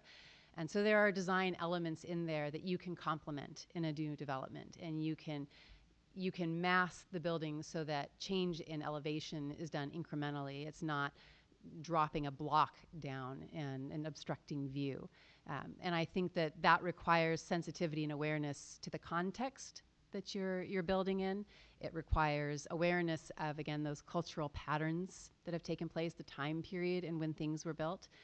And you can do a lot with materials and color to bring in good infill that's attractive, that doesn't create a jarring experience when somebody is coming down the street. I used to joke that I wanted to print a T-shirt that said massing on the front and scale on the back, so that when I was walking into meetings, that was what people were seeing coming and going. Massing and scale, that you're thinking about how it fits in that space.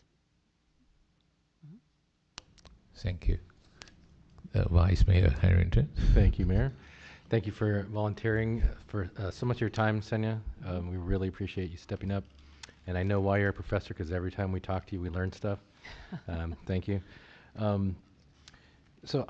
Because you've been on the commission and actually involved in the development of it and the ordinance and everything, what do you think we could, looking back now, what you know now, had you gone back, what could we have changed in the development, maybe budgeting, or the entire process? Like, if you could, obviously we want you to speak frankly, like what have we done right and what could we improve upon? I think our commission had some challenges from the get-go. We had staff working with the city that had been training in preservation, who then went on to different jobs. And so a commission works well when you have staff expertise. It's actually one of the requirements in terms of having a good a staff member who's designated, which we do. But learning preservation is a very particular piece in planning. And so that type of expertise and support from staff is really valuable. Speaking specifically, when Mark Gallatin came in on a contract basis, returned out of retirement to come and help the city, his knowledge of the city, his knowledge of historic preservation was invaluable in terms of being able to get some of our projects done. I think in terms of our commission constitution, there's always opportunities for training. There's always something to learn. There are a lot of moving pieces in preservation, whether it's the Secretary of the Interior Standards or it's CEQA. And so there are always opportunities, maybe in months where we don't have projects, to train and bring that expertise to the commission itself. And I think that would be really important as we do bring new members onto the commission, to make sure that they understand the law, that they understand the standards, that they understand the processes and procedures that are involved in preservation. Preservation, I think, always starts with a love of the past and a passion for the built environment, but there are regulations that you need to follow. There are processes and standards, and so understanding that is also very important. And then funding. Who would say that more funding wouldn't help? being you would no to more funding. I think looking at putting together our context statement, our inventory that we have, a request for proposals out now, all of those require funding. Being able to incentivize preservation locally and not being dependent solely on state grants is something that's incredibly important. Having the capacity to waive fees for residents who want to do a Mills Act would be something that would be a very powerful tool in preservation. So I think that there's a lot to look at in terms of funding and the way that we structure the programs that we have. Thank you. Mm-hmm. Thank you. Looks like we need a budget for that. Okay, thank you. So, yeah, I agree that you need a more education. So first of all, the education is for your commissioner self, the education, right? And the second, I think your education is talking about resident or even outside resident. My question is, how do you have any idea? I know you're a professor, so how can you approach to this kind of preservation, historic preservation, the education, like a seminar or whatever? So you have any idea to let if city need after your discussion, so city how to help to this kind of education? I think we can sit and hope that people will come to us, but the best education is when you go to people. And so part of that education is taking things out into the community. Anecdotally, when I first learned about the Mills Act that we had in San Gabriel, there were only 2 Mills Act properties. And so we asked one of the owners if they would host a Mills Act presentation for their neighbors. Students from Cal Poly had done a survey of historic homes that they are potentially eligible historic homes. So we just went with one of the notebooks and went door to door and said, did you know that people think your house is architecturally significant, and would you like to come learn about what a Mills Act is? And so we had a crowd of 20 people come. They got to see what it was like to live in a house that had a historic designation. And out of that, we doubled within 1 year our Mills Act applications, and I think now we have 7. But a lot of those Mills Acts that we have came from that effort of going out to the community. And I think you need to mirror that in larger and larger circles. I think it's building partnerships with other historic preservation commissions. It is participating in organizations like the California Preservation Foundation. It is making yourself visible at community events and raising that. I think we have some really wonderful projects in San Gabriel.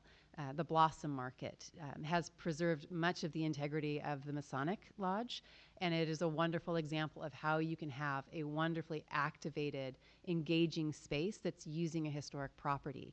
I anecdotally call it Washington Square, but the collection of shops from the old Altadena Dairy up to now the Mary Lane Mercantile is another wonderful example of using a space and programming it for new uses that draw people in. And I think it's an incredibly attractive way to show that preservation is something that you can live with, but that can also move with you. And so that education, I think, is best done when you take it out to the community rather than hoping that they'll come to you. Thank you. So if you have this kind of education seminar, invite me. I will be learning. I'll come to you. Okay. Thank you. Thank so, you. yeah. Yeah, we're done almost done on time. It's on time. All right. Thank you. Okay. Free to go? Mm-hmm. Thank you. Thank you for the opportunity. Thank you.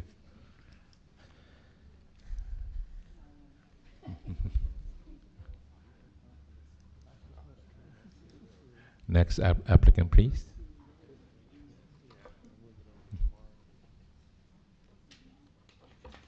So it's Kyle, right? Go ahead. Yeah. Our next applicant is Kyle DeVrient. He is also an incumbent for the Historic Preservation and Cultural Resource Commission. Okay.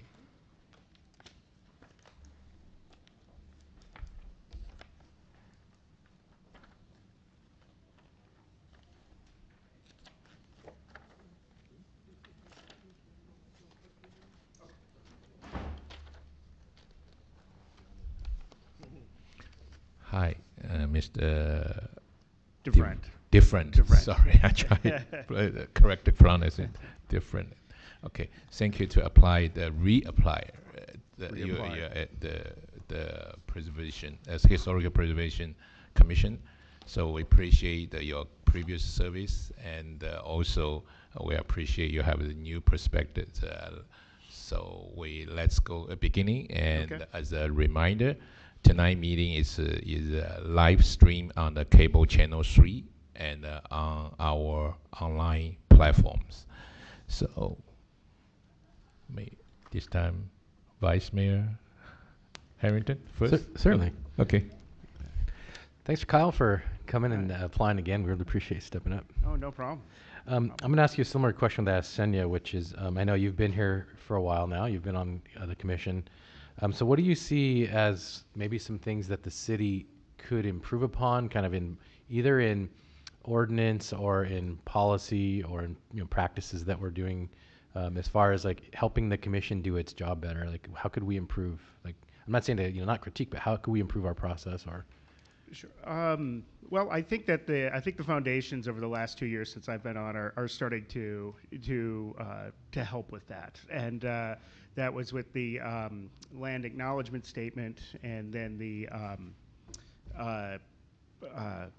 sorry, I'm losing my train Survey? of thought here. The Historic context? Yes, thank you. The historical context statement. Thank you for that. So that begins the foundation of that. So I think with that, kind of opens that perspective to me a little bit about really looking at what the city has to offer. A very historical city, and not just in this area here where we're sitting here, but all the other areas that are kind of tucked in there throughout the city, and looking at those and protecting those, to the best of our ability, so that we can preserve them. Because once they're gone, they're gone. And I think that the people of the city, who maybe live in those areas, don't realize what they have in the first place. And so, like the village, for instance, San Gabriel Village, right? That's there. And everybody kind of drives through it or around it. And I think that the historical benefits of that, and the beauty of that little area there, is so important to the city. Is one of the areas that I feel that's so important to the city. And I don't think a lot of people maybe who live in this area understand the historical value of that. And so, to kind of answer your question, is with the commission is looking at those areas and helping us to protect them, revitalize them, get them recognized in the city, so we have other areas throughout the city that are just as prominent or as exciting as the mission across the street, or the Playhouse, or things like that are really set in. So kind of helping the commission look at those areas and really get them established so that everybody knows what they are, and then to develop those in a way that is smart, and also preserves that the value of that for the people, for generations that will live here. So I hope that answers. Perfect. Thanks, Kyle. Yeah.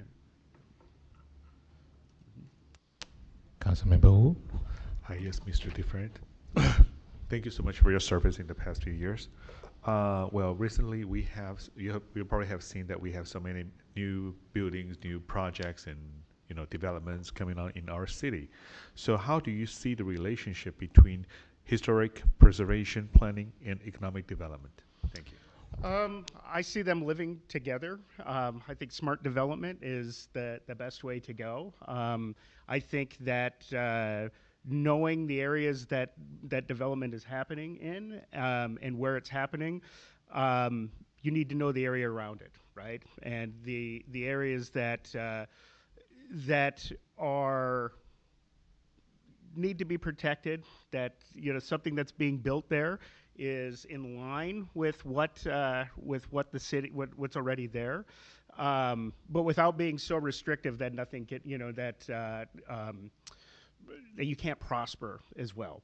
So I think that those are always conversations that need to happen between developers or with the city council and with the historical commission, being able to provide that context for developers, or for any kind of revitalization of those areas, so that it is protecting what's already here. And that's kind of my opinion on how those live together. Councilmember Yes. Menchaca. Hi, Kyle. Hi. Good to see you as always. And again, I wanted to show my appreciation for you applying again. You actually have a very unique background, so I wanted to give you an opportunity just to talk about your experience, how you find it useful for this commission, your knowledge, and the perspective that you bring to the commission because of your background. And so if you can just share. Sure. In what respect to my background, just so I'm clear on Oh, that? just what you do professionally Oh, and how okay. that merges into historical, because, you know, Okay. typically the company you work for, I don't think people think of it as historical, but you bring a lot to the table. So if you can just share, especially for those who are new, to kind of Okay. understand a little bit more. Sure. I work in the film industry, that's my career. So, and I've always been, you know, the films that I like to watch are historical films and things like that. So I've always kind of had a perspective on that. You know, I believe in, you know, I also have also had a film restoration background as well. So always preserving, you know, historical films and being involved with that. So always very important, you know, always kind of important to me in preservation all around. You know, the first house I owned in Altadena was a historical home, and you know, my wife and I, even though we didn't register it as a historical home, we preserved it and revitalized it within those, you know, within the parameters of that to keep the original features as much as we could around with it. So I really feel strongly about that sort of thing on a philosophical level or a more of a visceral level when I walk through an area and see that there's, you know, historical, you know, seeing the people who may have lived here before us, or, you know, whether it was a century ago or 50 years ago. And so those things are really important to me, and you know, listening to, so as far as the media portion of my background is being able to tell a story, and there are stories here, right? And I feel like those stories need to be looked at, and I always find it really exhilarating to walk through an area and hear somebody maybe talk about it that of a perspective that you didn't know. And so that is kind of what I feel like I bring to it in that respect, and just kind of my affinity towards, you know, protecting those areas, and just kind of like looking in this area out here and saying, oh, you know, there's a lot of history right here, and just kind of like wondering what happened there before I was here. And so that's my interest in that. Thank you, Kyle. Mm-hmm. Thank you. Councilmember Rivera. Kyle, so since you've been on the commission already for some time, what do you see as the biggest challenge related to the preservation of San Gabriel?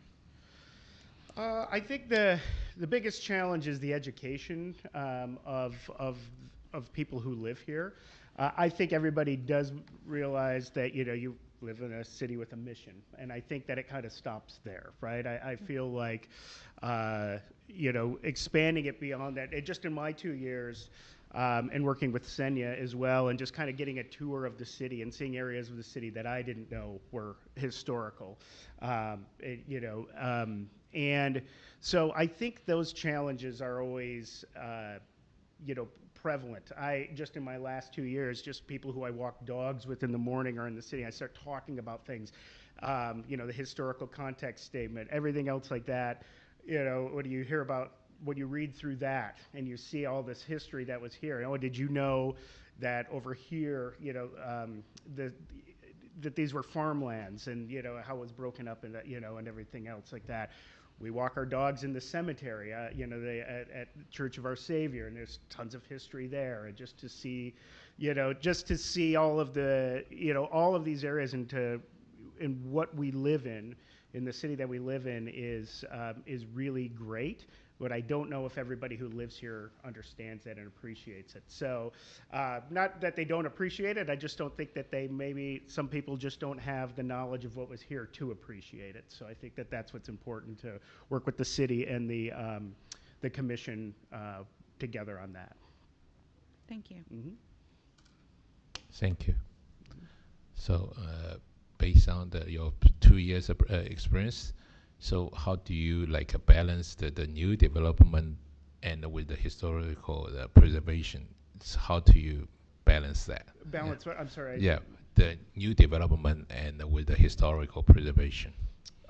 You know, that's an area that I really haven't got into yet, and other than just my philosophy on that and how I see new development fitting into the city, where I feel like there's always this thought that new development and a historical commission can't live side by side, right? And I think that they're in opposition of each other, and sometimes maybe they are in some respects, but I feel like a city has to progress as well, and but that progression can happen in a measured way, so that we're not developing in ways that are going to impact the city negatively, and that's just maybe in resources or parking or anything else like that. Not necessarily just tearing down a historical building for a new development. I mean, I don't think that that's always the case. I think it's a little bit more subtle than that sometimes. And so, as a citizen of the city, I would always want development to be smart and be thought about. If you're going to place something that you're going to develop a shopping center or a new apartment complex or anything like that, that it's developed smartly, so that there's an appropriate amount of parking, that there's an appropriate, that the imprint of what is going on fits in with the city as well. And I think that those are all possible, and I think it's just sitting down at a table and discussing those before any ground is broken is really, really important. Thank you, Kyle. Mm-hmm. Any other question? Okay. So how would you handle a situation where your ideas or your actions were resisted or rejected by your team? By my team? Oh. Well, I deal with that every day at my job. So, that is, not that all of my ideas are so bad that they're always rejected. I'm not saying that at all. I'm just saying that, there's always a conflict in something, and how you get to a solution is not, you might at that instant feel like, okay, my idea isn't being heard, and you can either plant your feet and not do anything about, and just let it go at that and be stubborn. But I think always having that conversation about looking at somebody else's perspective is really important. Why do you feel that way? And there are ways to get around those stalemates, I guess, that might happen. So I think it's always about discussing it and being an adult and having a good conversation about it. And compromise, of course, is always part of that too. So you may not get everything that you want, but you might get a small portion of it, and still the idea is still able to progress as well. Yeah. Great, thank you. Mm-hmm. Thank you. That's it. All right. Thank you, everybody. All right. Yeah. Thank you. Bye.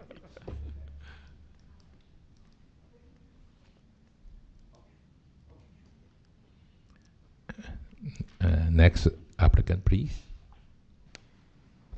The next applicant is Rodney Luck.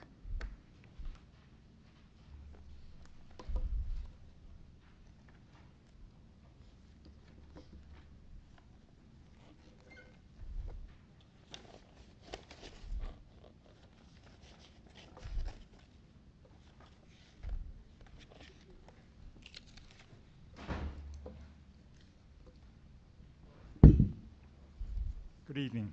Good evening, Mr. Locke. Okay. Yes. We want to begin by thanks for your willingness to serve and continue with your civil engagement for any capacity. We appreciate have a new perspective. So let's begin. As a reminder, tonight meeting is a live stream on the cable channel 3 and our online platforms. Yeah, who's started? Okay, Councilmember Menchaca. Sure.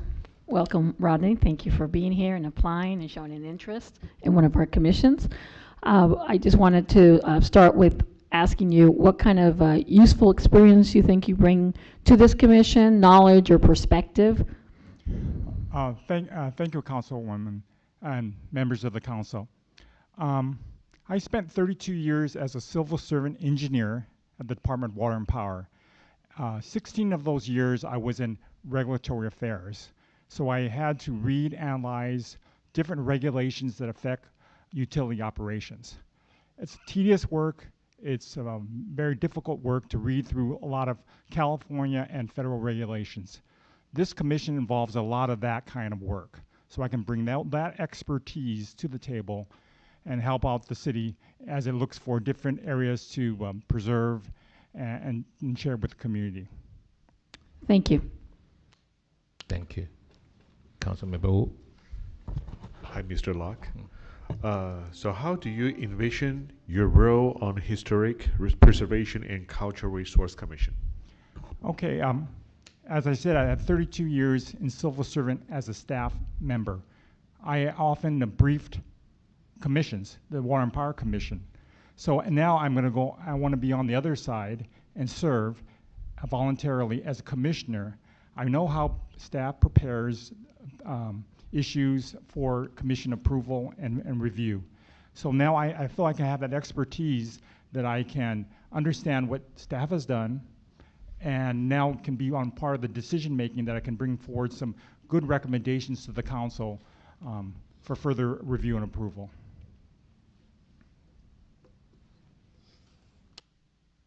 Thank you. Vice Mayor Harrington. Thank you, Mayor. Thanks, Rodney, for showing up and volunteering. We really appreciate your willingness to engage and serve the city. So I wanted to know, I was interested in your resume and your application. I was looking through it, and it looks like you've been in the San Gabriel Valley quite a long time, and I wanted to see if you had any either buildings, structures, areas, or just anything like that that sticks out to you that maybe the average person probably wouldn't think of something as, we'll say, historic in quotes, but part of this commission is it's a local ordinance. We're not relying on like those magic numbers like 50 years or, to make something historic. We're trying to preserve them before maybe state or federal legislation might kick in. So what would be some examples of structures maybe that later than mid-century that may, fall into your jurisdiction, but maybe not into the federal, that you could suggest we might want to preserve? Well, I mean, the obvious one, of course, is the Mission District, of course. However, San Gabriel has a lot of unique neighborhoods. I mean, there's Northwest San Gabriel, there's the Country Club District. There's different unique areas that were developed by different developers over the years. I see a very interesting, specific personnel in each of these neighborhoods. I live in one of those neighborhoods. So I feel that I have that personal perspective as being here 14 years and living in the whole San Gabriel Valley my whole entire life, understanding of neighborhoods. Also, in general, I do have a passion for preserving things, preserving legacies. Like I was mentioning in my application, my grandmother on my father's side was an actress in the 1940s and 50s. So we've taken the painstaking my family has to preserve her legacy by documenting and collecting all the different movies she's been in, including Casablanca, like I was saying in my application. So I think I have that perspective as a lifelong LA County, Southern California person, San Gabriel Valley person, to bring those type of perspectives into play in this commission. Thank you. Councilmember Rivera.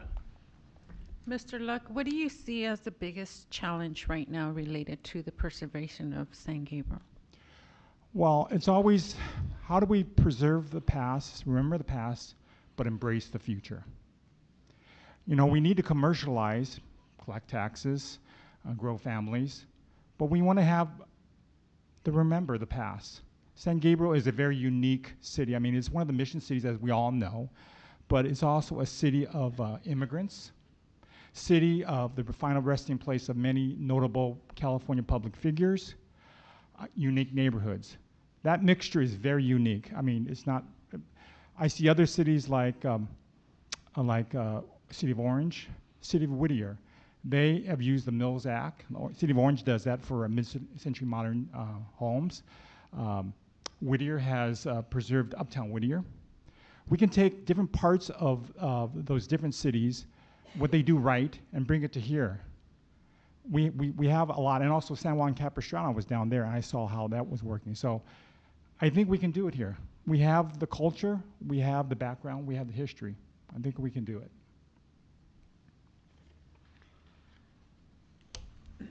So how would you handle a situation where your ideas or your actions are resisted or rejected?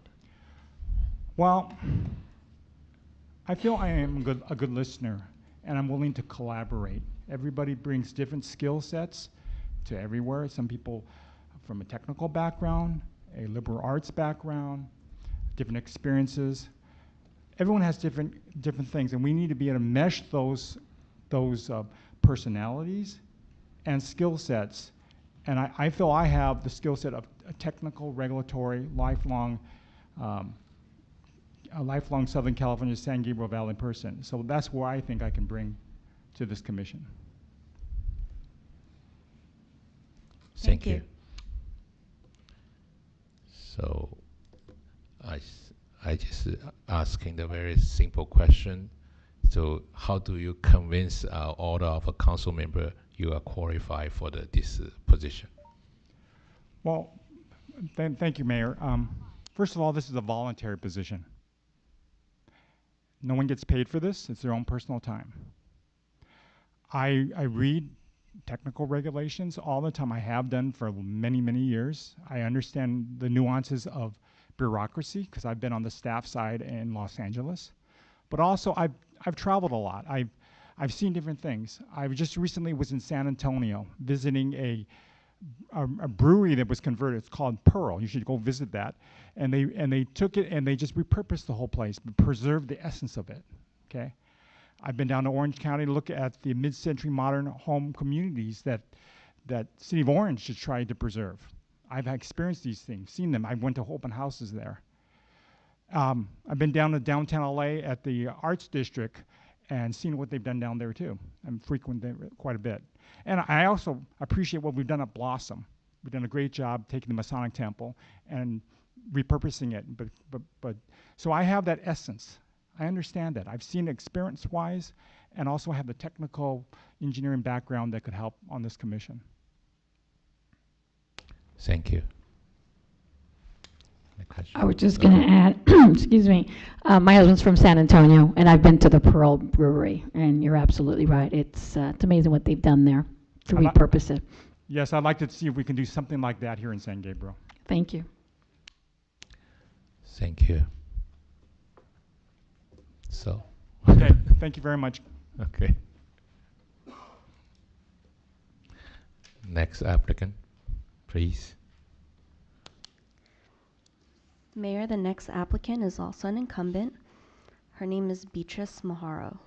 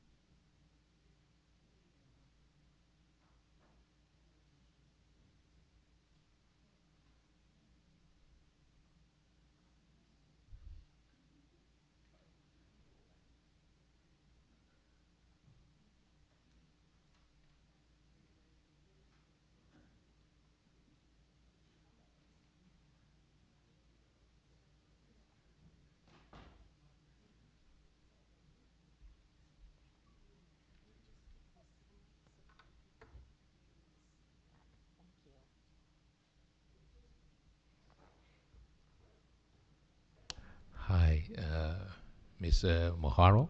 Yes. Thank you to your reapply the commissioner, right? Okay. Thank you the last 2 years service, and we appreciate you have the new perspective. So let's begin. As a reminder, tonight meeting is a live stream on the cable channel 3 and on our online platform. And who's okay? Councilmember Menchaca. Yes. Hi, Beatrice. Thank you for reapplying and coming back and showing an interest in continuing on with the commission. I know how important this commission is to you and the history of San Gabriel, but my colleagues may not. So I'm going to ask you this question so everyone could get to know a little bit more about your background. What useful experience, knowledge, or perspective would you bring to this commission, or have you brought to the commission? Okay. Good evening, first of all, Mayor Ding and council members. I've actually grew up in a family where history was just part of our everyday conversation, dinner time. My dad loved history. My brother's a history professor, and when my brother was was writing his dissertation, it was specifically on California history. And that became family conversations because my dad was the one that kind of got us started. When we were children, I come from a very large family, and there wasn't always, the means to take vacations, so we would take road trips. And in those road trips, we would, my dad would just back roads through California. It was beautiful, and he would tell us about the California history, the ranchos, who the families were, why the streets were named what they were. He told us about the mission, and where it was originally. The valley, when we'd go out into the valley, San Fernando Valley, San Gabriel Valley, there was always some sort of history to it because the streets meant something to him. The names were not just the names. The pronunciation of the words of those names were always corrected by my father. And he would tell us stories of the ranchos and the landowners and who married who into what family and why this was now this and why this was no longer this. And that was just a love of history. And then I get to live in San Gabriel years later. And I'm so proud of the city I live in. And I think it's a gem. We have something here that, really in our region no one else has. And we need to showcase it. We need to tell our story. We need to let others know, that this exists. And I don't think the city's done in the past, years past, hasn't always done a good job of that. I think we've let a lot be demolished that probably shouldn't have. And I think that preserving what's left, because development is necessary. I think preserving what's here now is to the benefit of the city. It benefits us in so many ways economically. It could be, people will come and visit. People want to know this history. For investors, it's also good to know that history and why it's so important. And yeah, that's, to answer your question, I think that's really the foundation for what I've done so far, and I think it's important to share it, to make sure that others know it. Thank you, Beatrice. Councilmember Wu. Hi. Well, thank you so much for reapplying the position. How do you see the relationship between historic preservation, planning, and economic development? I think it's really important that they all work together. And it's extremely possible to all work together. I think there's a misconception that preservation is anti-development, which is so contrary to what I personally believe, and I think the commission in general doesn't see it that way. Obviously, our city needs development. We need revenue. We need to keep going forward. It's the story. It's really the difference is the story of our city. That's what I consider preservation, the historical preservation, what's related to the history of our city. Development is obviously necessary for economic reasons, but they kind of tie together. If you preserve the history that's here, if you preserve an area, let's say the Mission District, and you develop that into a historical area, you're going to bring in that revenue. You're going to bring in those visitors. You're going to highlight that history, and you're going to do it together with your development. You have buildings here that that should be restored, that could be restored. Perfect example, Blossom Market. They developed that, and it's beautiful. I think it's within this historical boundaries. I think it's essential to work together that way in order for it to work. So additional, can you just comment the Mission District? So far, the Mission District that we have business, we have retails there, but what's your concept to activate the business opportunity, but also preserve the history there? Just maintain and keep the good shape of our historical buildings, but also we can bring some business in and make it prosperous. Right. I think personally, as a resident, not just as a commissioner, but as a resident, I think it's essential to bring in business. And when you walk down the Mission District, you really, it's a great location for, obviously right across from the Playhouse, you have a law office, you have an insurance broker. That's not going to bring in the foot traffic. You really need retail space.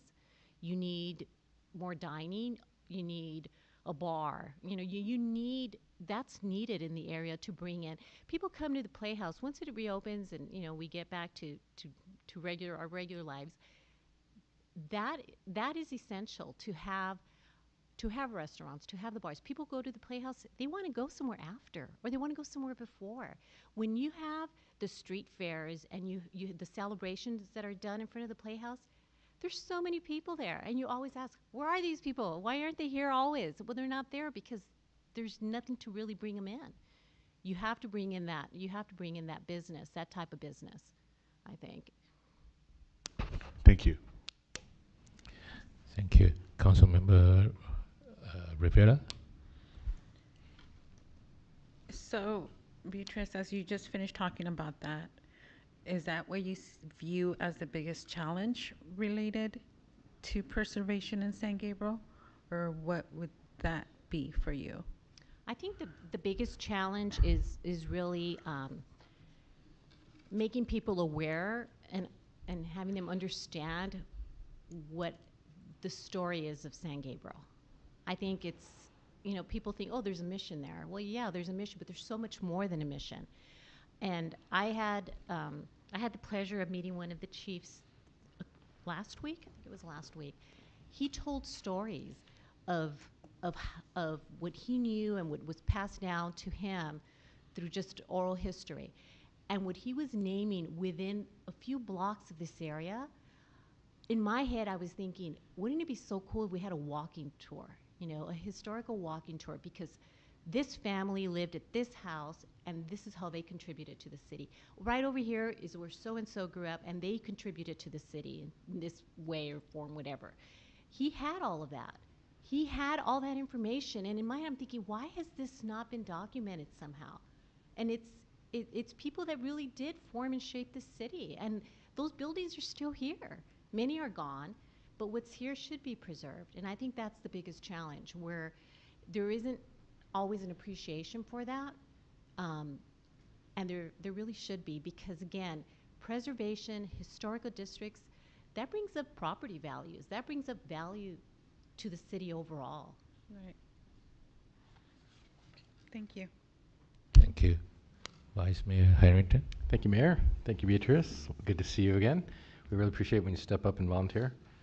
So I wanted to know, part of the reason we have this commission is, like you're saying, we need to protect things that may not be, that meet like the federal state standards yet. We're looking for the stuff that we can preserve now and protect now without having to rely on federal, statutes or state statutes.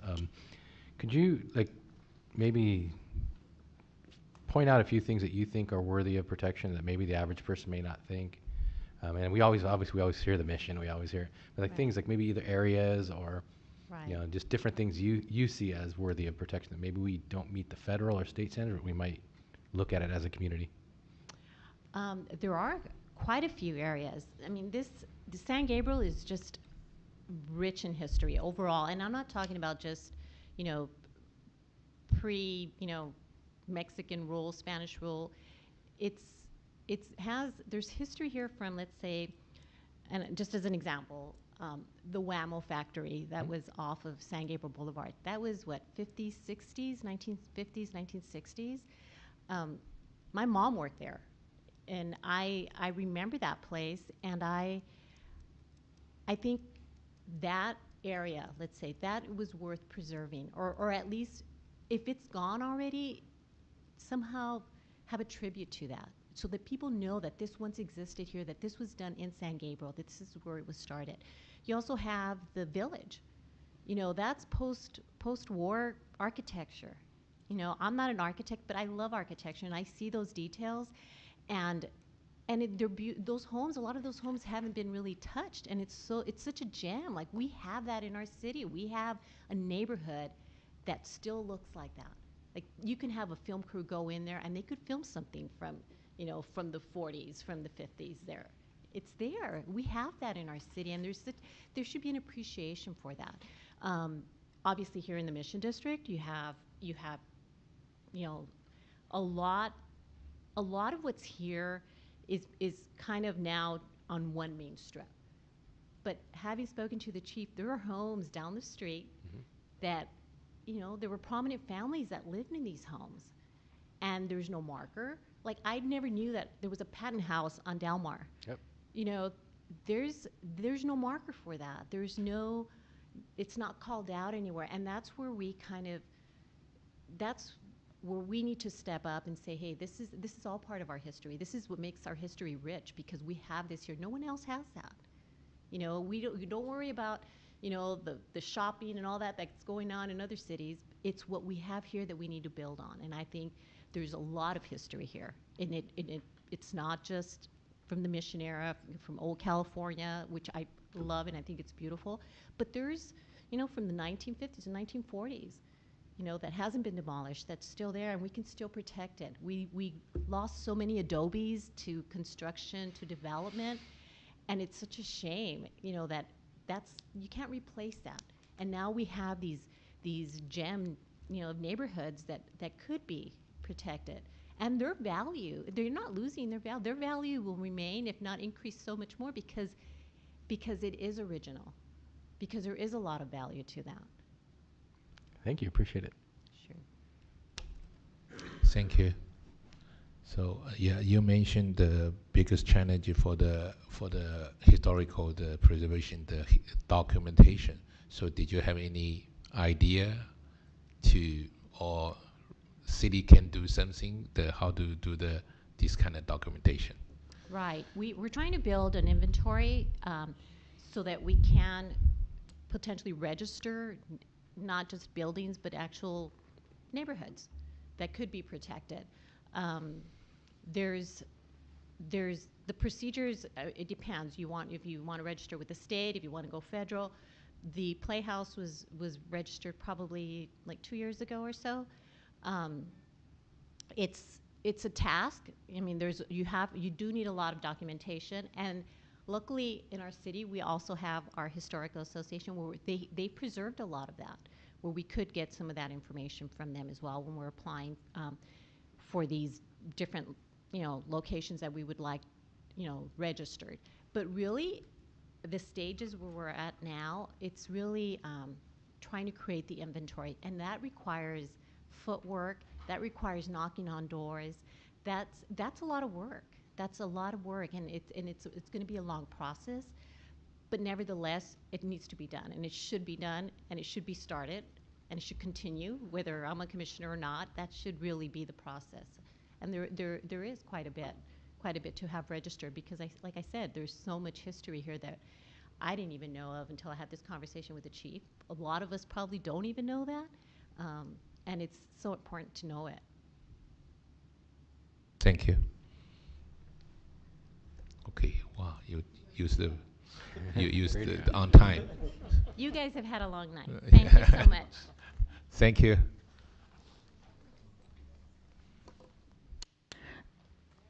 Mayor, could I get clarification on the vote? Because I was looking at this and maybe I misunderstood. For this vote, are we picking the 4 and then we decide, whether it's going to be 1-year term or 2-year term? Because otherwise we can be losing some people if we don't, do you know what I mean? Because it seems like people will drop. What was your vision for that, Marilyn? Oh. That's a great question, Mark. Ideally, what we really wanted to do with this commission was to bring everything back to a rotation. And so what would have to happen is you would have to then select, if you were to want to bring everything back to rotation, you'd have to select 2 to serve a 2-year term, and you'd have to select 2 to serve a 1-year term. Well, I'm just suggesting we pick 4 first, and then from 4 we go to, these 2 we pick for 1-year term, these 2 we pick for 2 years, because we can lose people if we do it the other way. Yeah, I think if you pick 2 and 2 and you don't pick the same 2, we're all gonna have 4. And if we can rearrange them on 2 and 4 after we select 4. So for example, if you pick 2 for this and then 2 for this and they're not the same, we're gonna end up with the exact same result. Yeah. And we may already have pre-selected 2 and 4. We may not, but we may have. It could be a tie. A 2 and 1, I mean.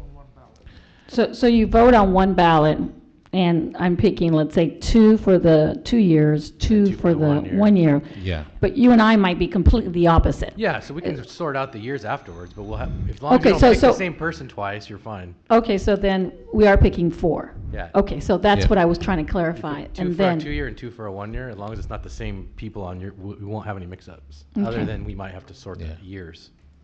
wait, yeah, I don't think it's going to work. Thank you, Mayor and There's council a members. 70% chance it works the first time. Well, why not pick 4 and then decide 2 and 1? We could have done that already. Either way, yeah. Okay, go ahead. No, Okay, my so where do we recommend- vote, top or bottom? I was simply suggesting that everybody should vote on one ballot for 4 names.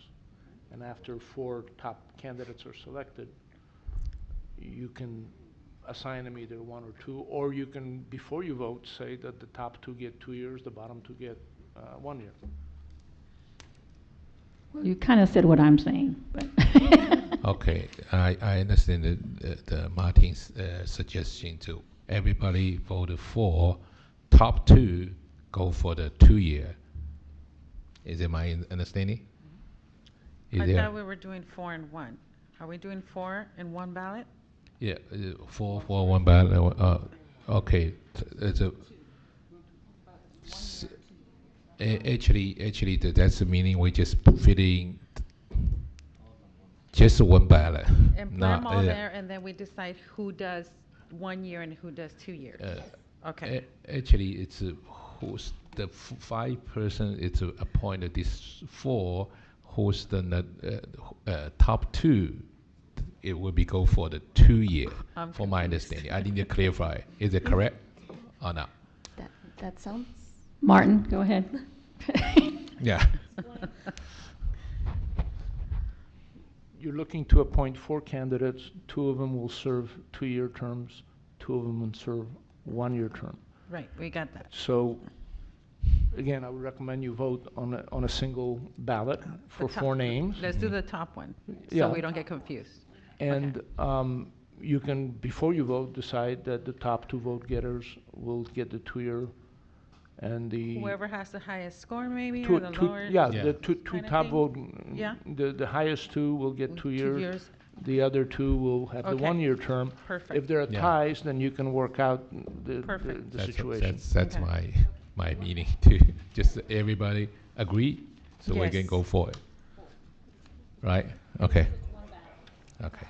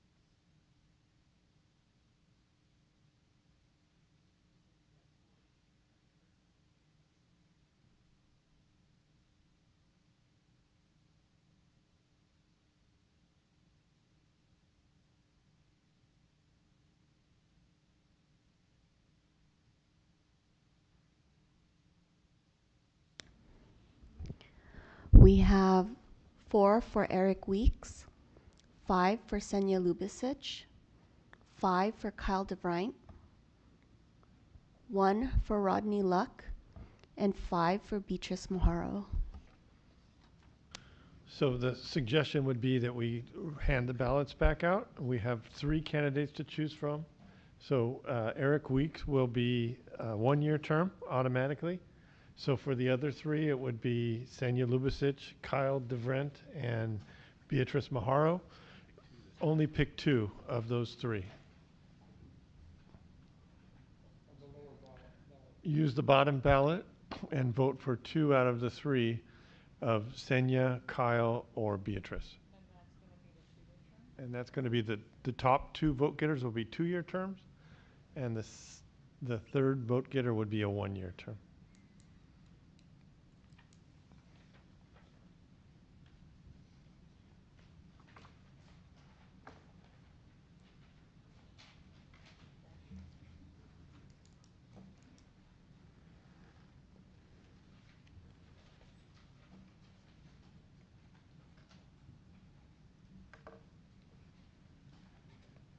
That's fine.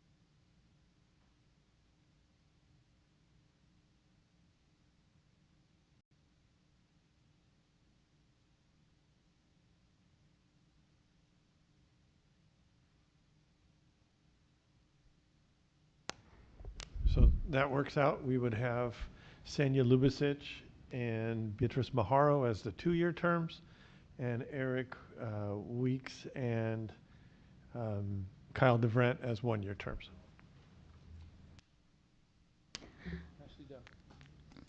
Mayor, I'd like to ask for a health break. Okay. It's 10 minutes or 10 minutes. Okay. And we'll be back to 8:25. Right.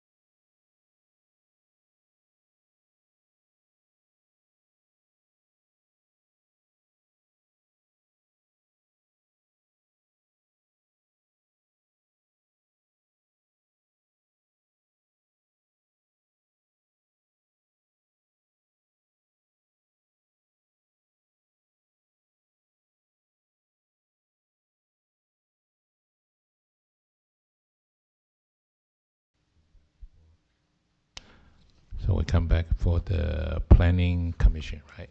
Yeah, okay. So next applicant, please. Mayor, the next applicant is Matthew Krapman. He is an applicant for the Planning Commission. Okay.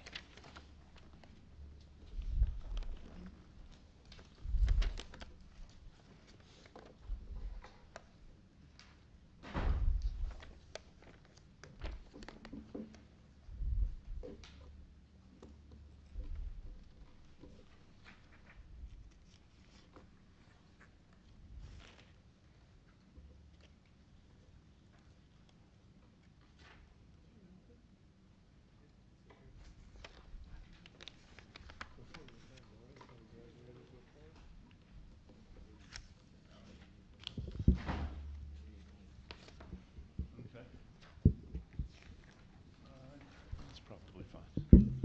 I think so.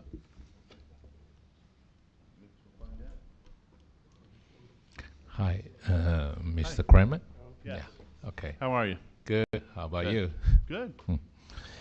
We want to begin by thank you for your willingness to serve and encourage you to continue with our civil engagement in any capacity. We appreciate have a new perspective. So let's begin.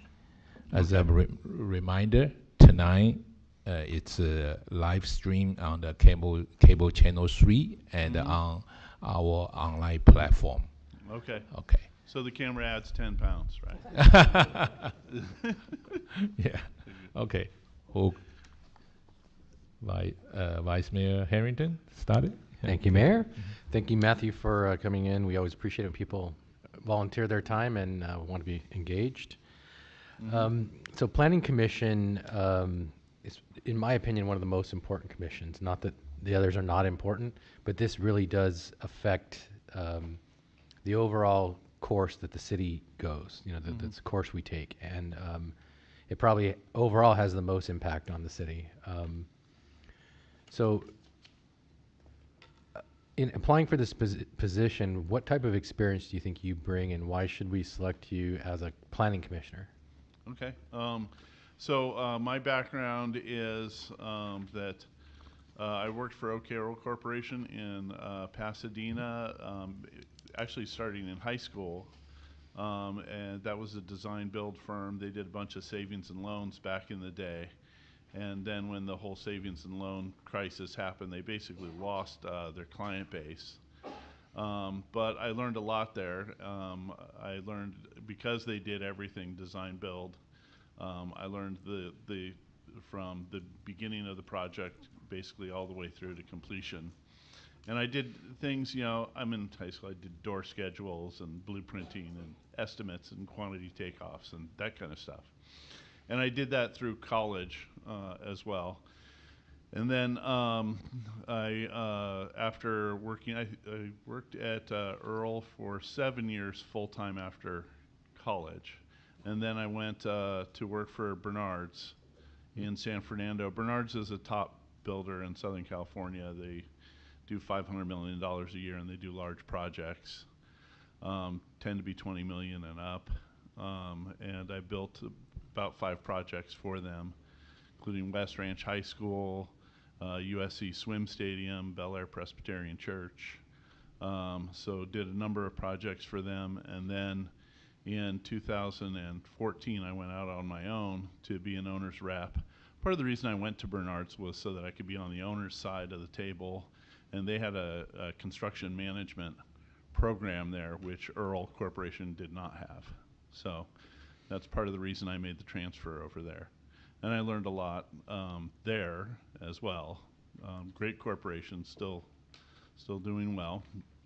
And then I did work, so I oversaw the remodel of San Gabriel Country Club here locally. I helped pull some permits for Narver Insurance a few years ago here locally. And I've lived in the city for, what's it been now, 17, 18 years?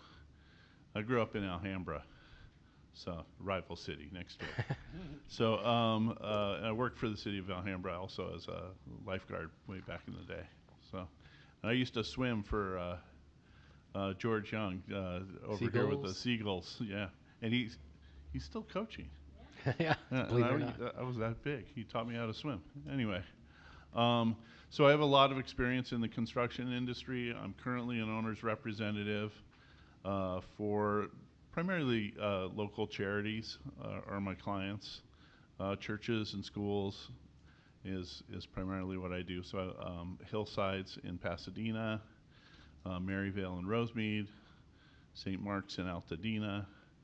I help them navigate through the plan approval process, master planning, all of that kind of thing. And just being a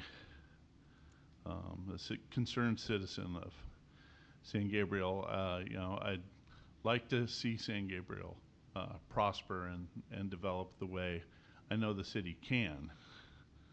And we've made a lot of progress, or I think in the last few years. Thank you. Sure.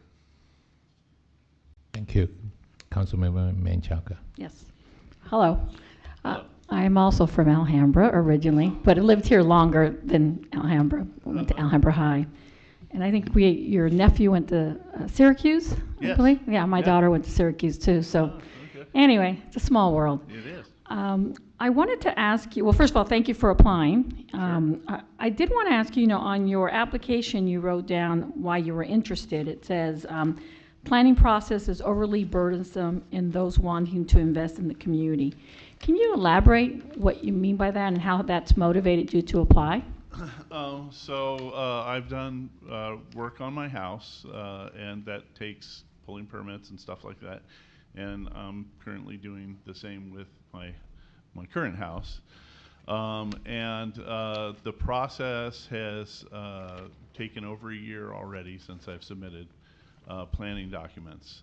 There's a lot of regulations in the planning code, and the guys and ladies over there follow the code, right?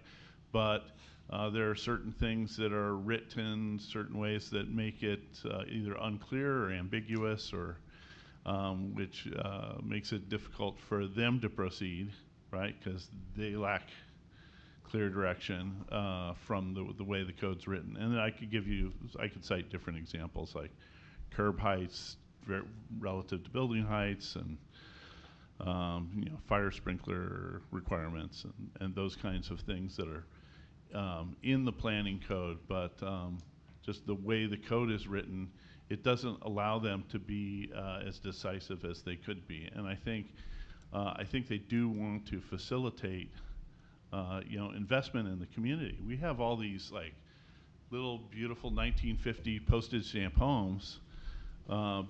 People want to, you know, upgrade them or remodel them, or, you know, do the, you know, like one of the biggest things people want to do is open up the kitchen, right? So they take out the wall between the kitchen and the dining room kind of thing.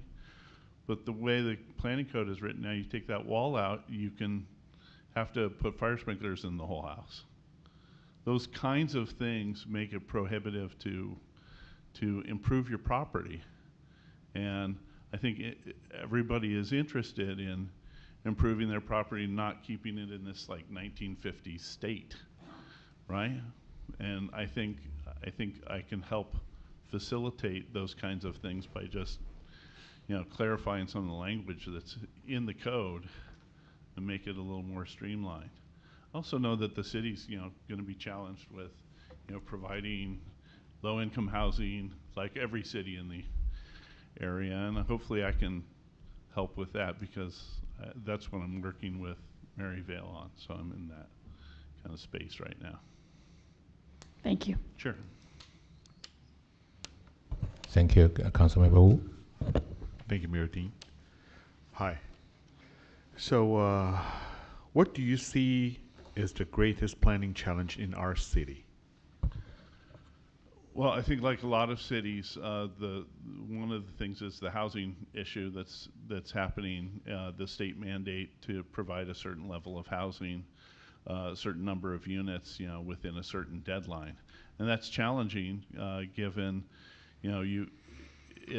most of the space has been taken up, and it's not been taken up with large palatial houses. They're all small, kind of cute postage stamp family, single family homes. So to get to meet the requirements of the state is going to be challenging for this city, but I think it can be met. So, but I think that's the biggest challenge. One thing I'd love to see, though, is, and I've talked to John about this, if we could get better transportation north-south and bring some of that Pasadena money down here into the Mission District, I think that would be great. Right now, north-south travel is so difficult that I don't think people would make the trip down here, but if they could, I think that would help. Thank you. So. Thank you. Vice Mayor Harrington? Again? Hmm? I was oh, first. sorry. Okay. Sorry.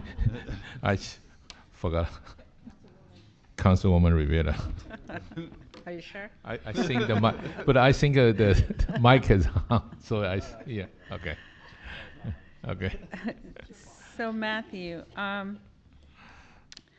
what would you do when you disagree with one of your teammates on the direction of a project?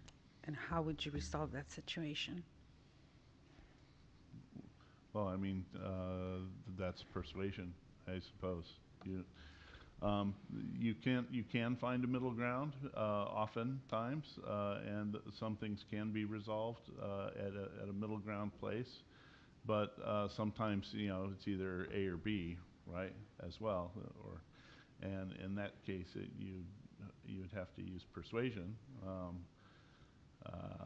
I've got children, and I've got to persuade them to do things. I'm not going to throw a fit and walk out, right? But I'm going to stick to the path that I think is best suited and try to persuade. That being said, I don't know it all, so I'm open to listening to other ideas and hopefully coming to the best conclusion. Period. Right, regardless of the disagreement, because it's not. I mean, I'm not going to win anything, right? It's not about winning an argument. It's about the best solution for the city of San Gabriel. So if a developer comes in and presents like a low quality plan and you think it needs more work, it's not compatible for the location, but technically it meets the codes, what would you do? I would try to persuade the developer to improve the quality of his building, because it's going to be a long-term value play rather than a short-term, I'm going to just build it, right?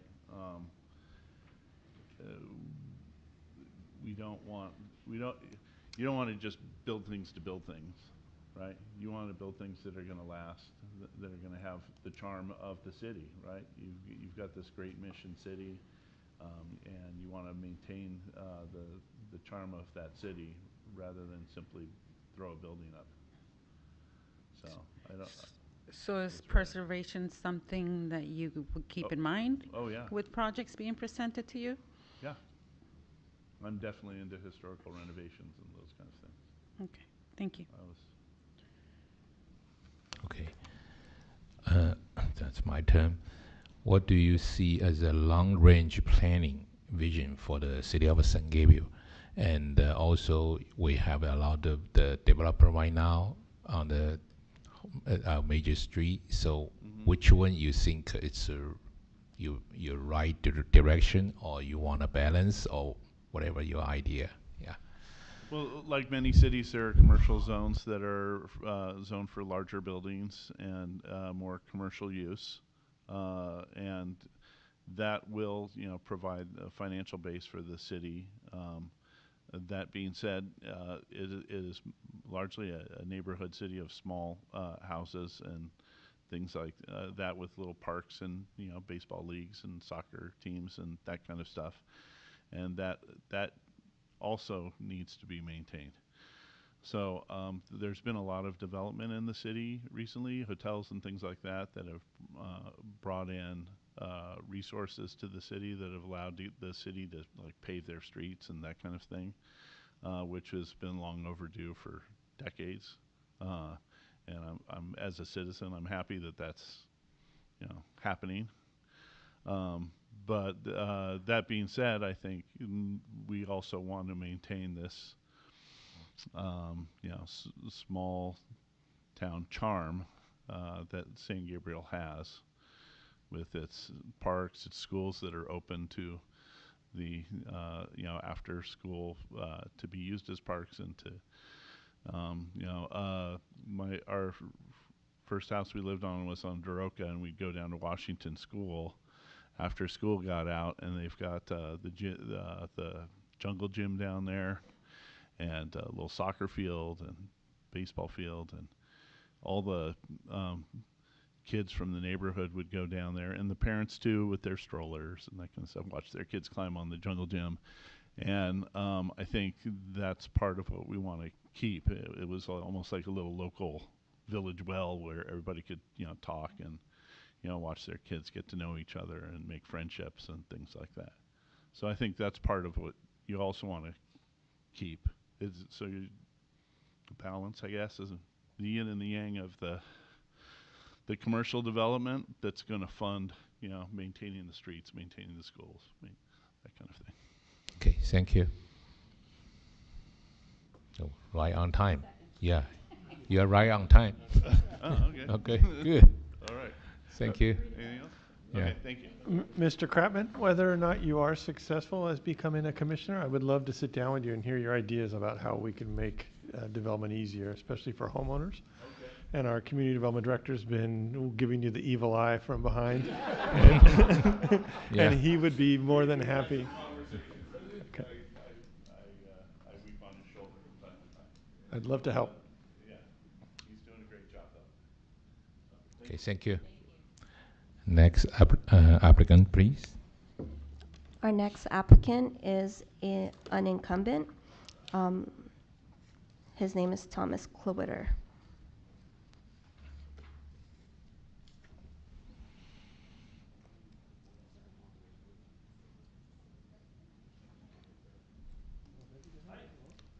Hi, Mr. Hello, Mr. Klobutter. Yeah, thank you. Thank you. The last, I think maybe last couple of years or served our planning commissioner. So Since thank you, Warren. 2006. Since 2006. Wow, 14 years. All right. Okay. 16 years. 16 years. Okay. And, It's been a while. Okay. Okay. So, who going to start it? Sure, I'll start. Okay. You started. Okay. Yeah. Well, Councilmember okay. Manchenko.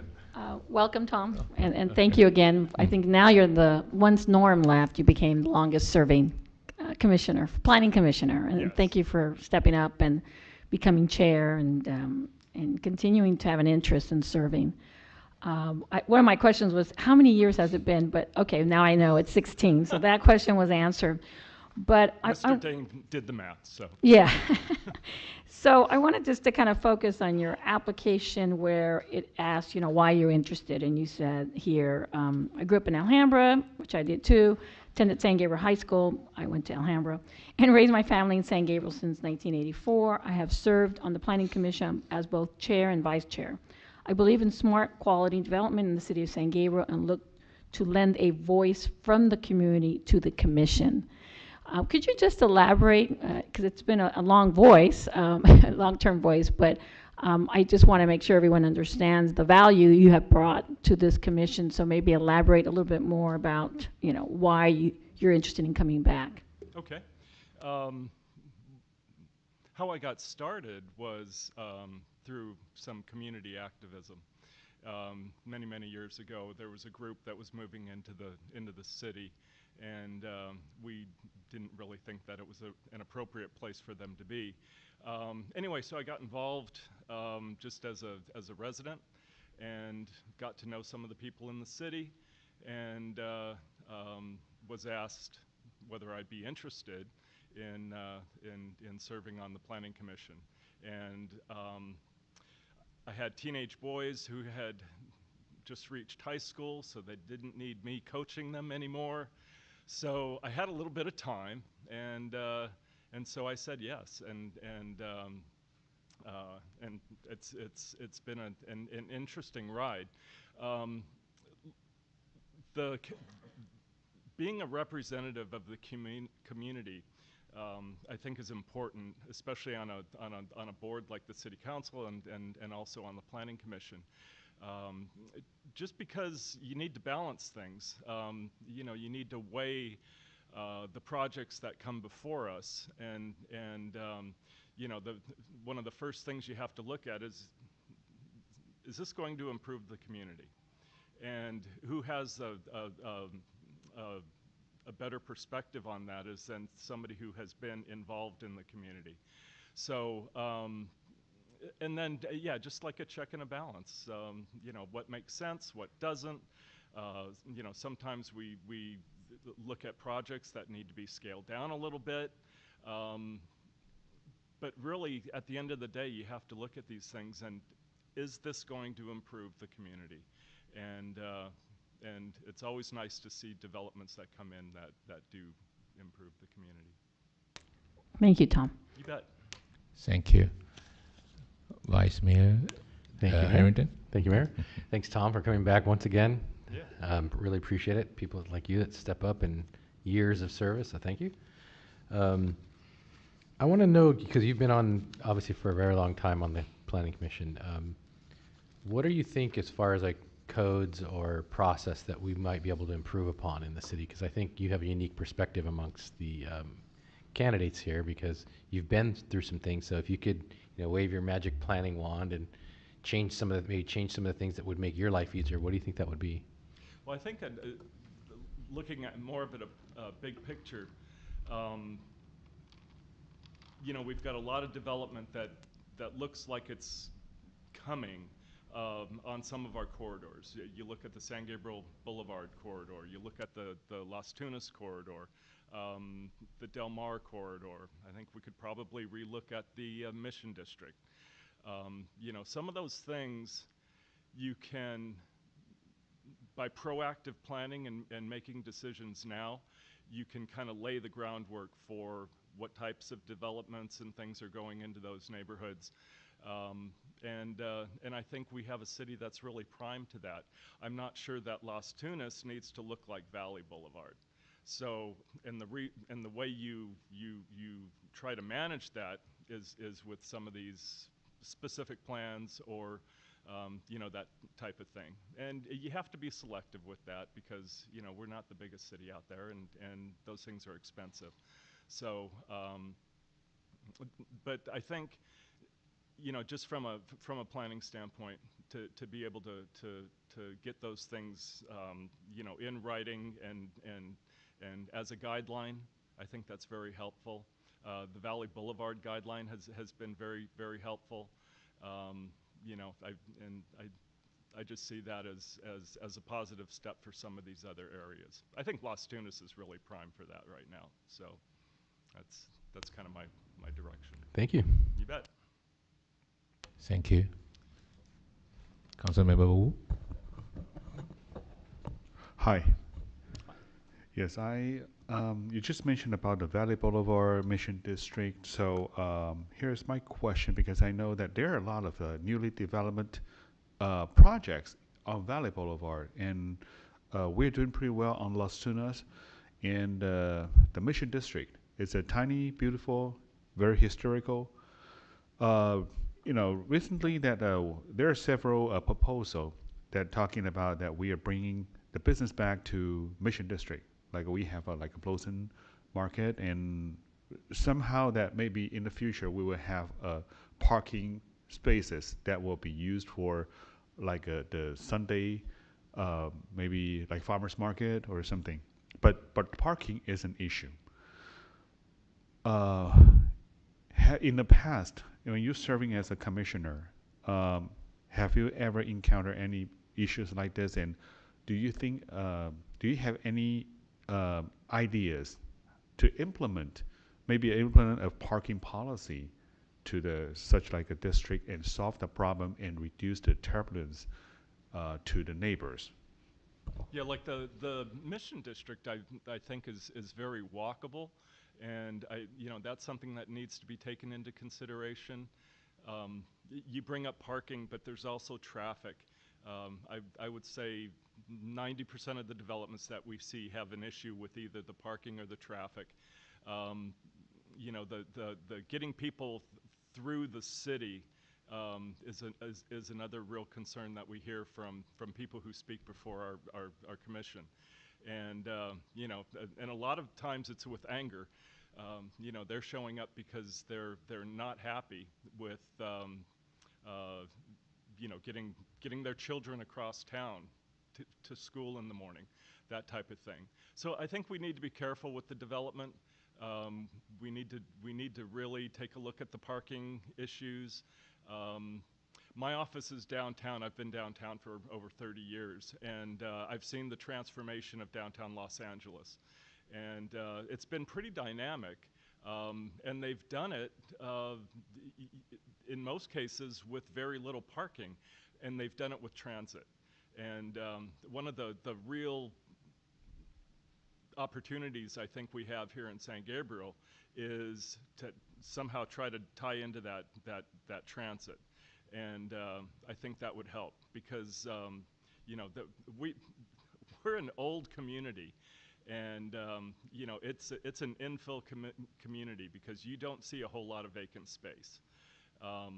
So that's where we get back to the smart development. You have to figure out how you're going to fill that with a better quality development than what you're replacing. So anyway, I don't know if that answered your question, but parking and transportation and just getting through the city is always a consideration that we look at. Thank you. Thank you. So,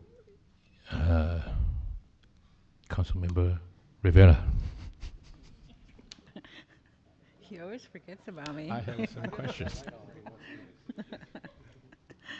Don't take it personally. They've been butchering my name for years.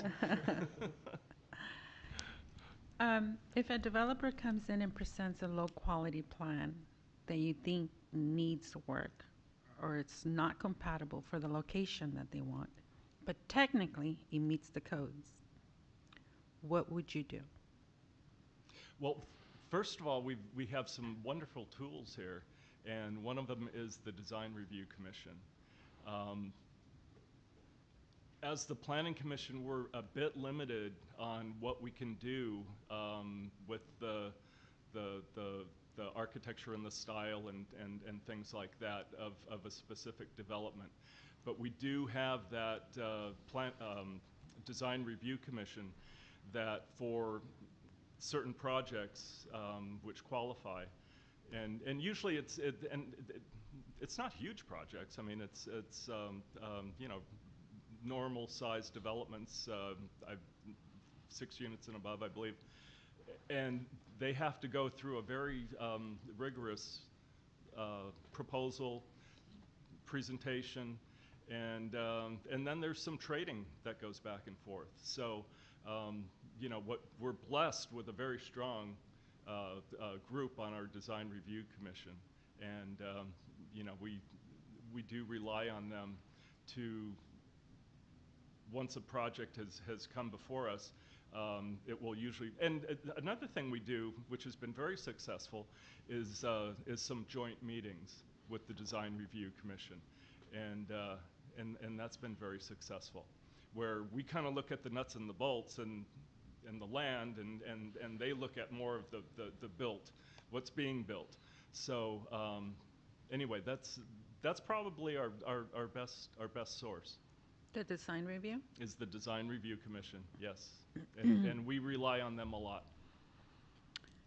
So what do you do when a colleague disagrees with you on the direction of a project?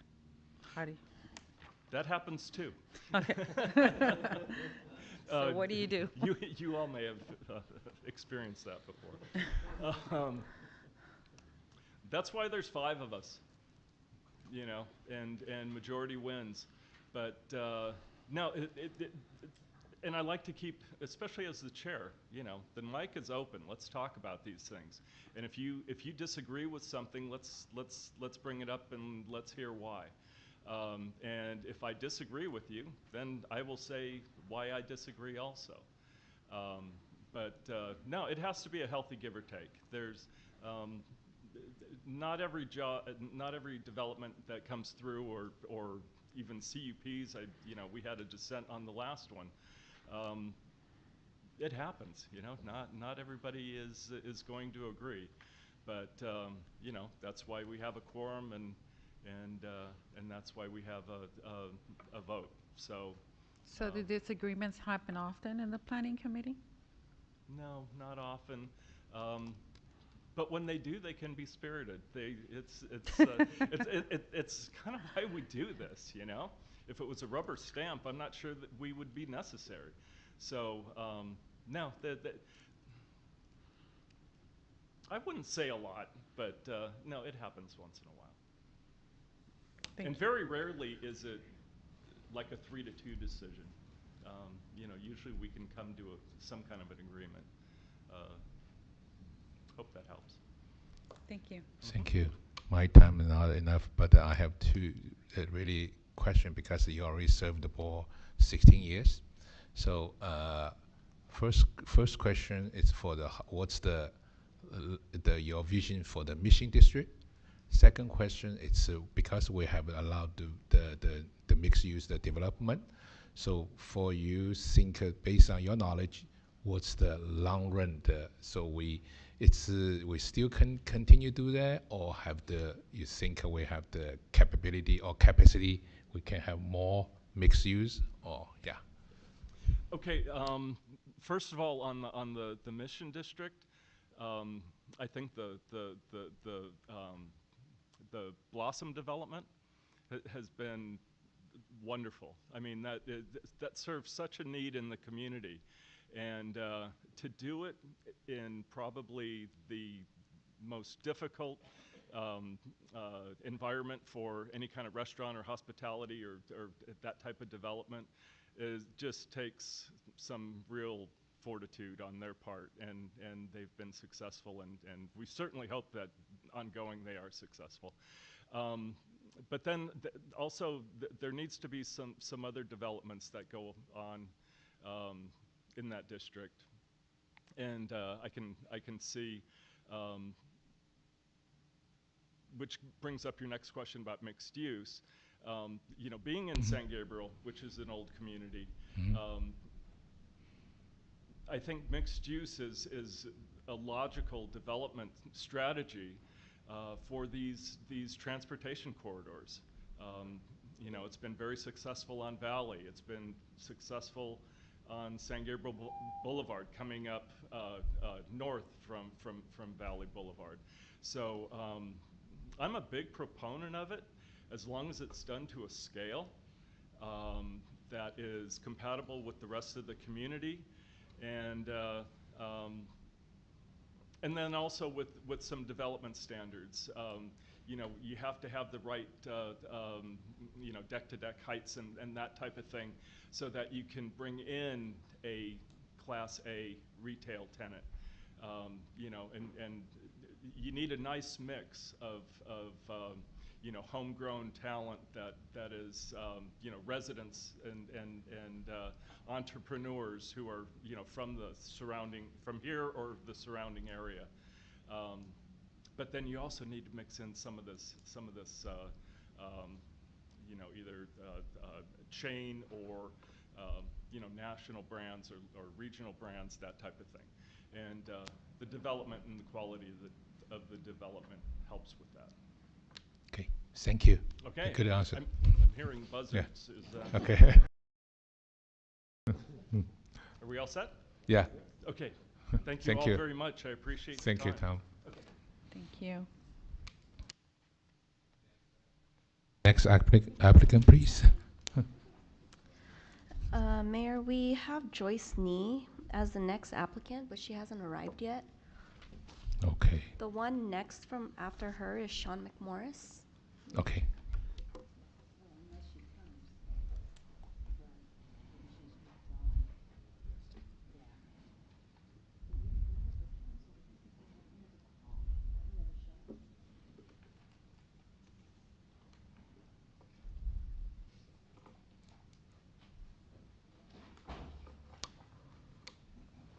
Hi, hi, Mr. McMorris. Hello. Yes, hello. Thank you to interesting the application for the planning commission. So so we appreciate having new perspective, and so let's beginning. As a reminder, tonight's meeting is a live stream on the cable channel 3 and our online platforms. So which one?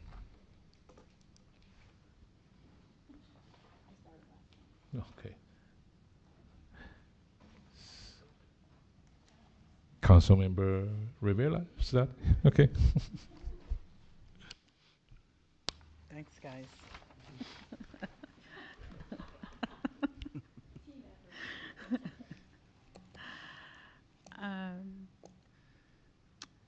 Hi, Sean. Hello. The city is always looking for new ways to improve the overall quality of life. What are some of the ideas that you have to foster the community development and improve the overall quality of life? Yeah, I believe that development that promotes diversity and inclusivity is very important. I'm also a fan of businesses and jobs that pay a living wage, so that people within our city who work here can also live here. So I guess these are questions that I would likely consider or perhaps ask if on the planning commission, what kind of what are you offering to the community as opposed to simply what are you expecting in terms of your bottom line, in terms of what you as a developer are going to receive monetarily from this project. I think it's very important to have social cohesion and opportunities and inclusivity and also equity, both social and economic equity in the city. And it's very important that development and planning plays a role in that. That really sends a strong message of what kind of a city we are.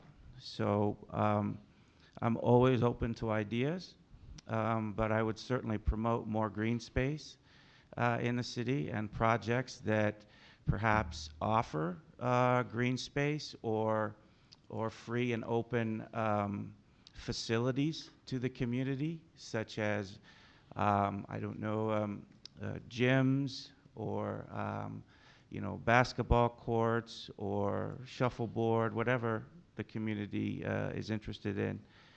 So in that regard, I believe I would want a lot of community feedback, staff feedback, and also would encourage applicants when they come before the commission to think about not just how their projects will benefit themselves, but how they will benefit the community. And in the long run, if they benefit the community, there's going to be community buy-in.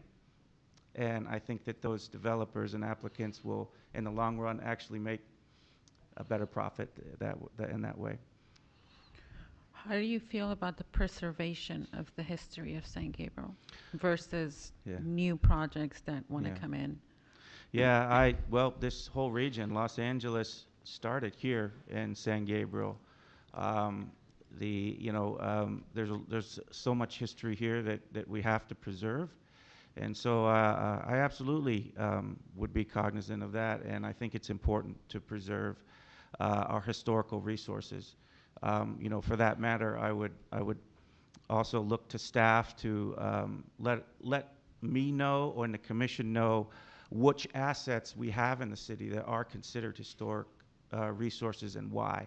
Obviously, we know which some that are, but there may be homes for whatever reason, or old buildings that most of us think, whoa, there's not any real value in those properties, and in fact there may be. So you know, an inventory of historical resources I would rely upon, and you know, seek to preserve all of that history, as well as new history that, you know, whether it be murals or art or whatnot, you know, all of those things speak to the culture and character of our city, and it's worth preserving. Thank you. Thank you. Councilmember Wu. Hi, Mr. McMorris. Well, you have mentioned on your personal and community affiliations that you are currently sit on the St. Gabriel, the SGUSD Homeless Advisory Board, and you do mention about the affordable housing. So what's your ideas about affordable housing? And you also stated that you want to know how to better help students and their families that who are unhoused. So what is that concept? Can you share?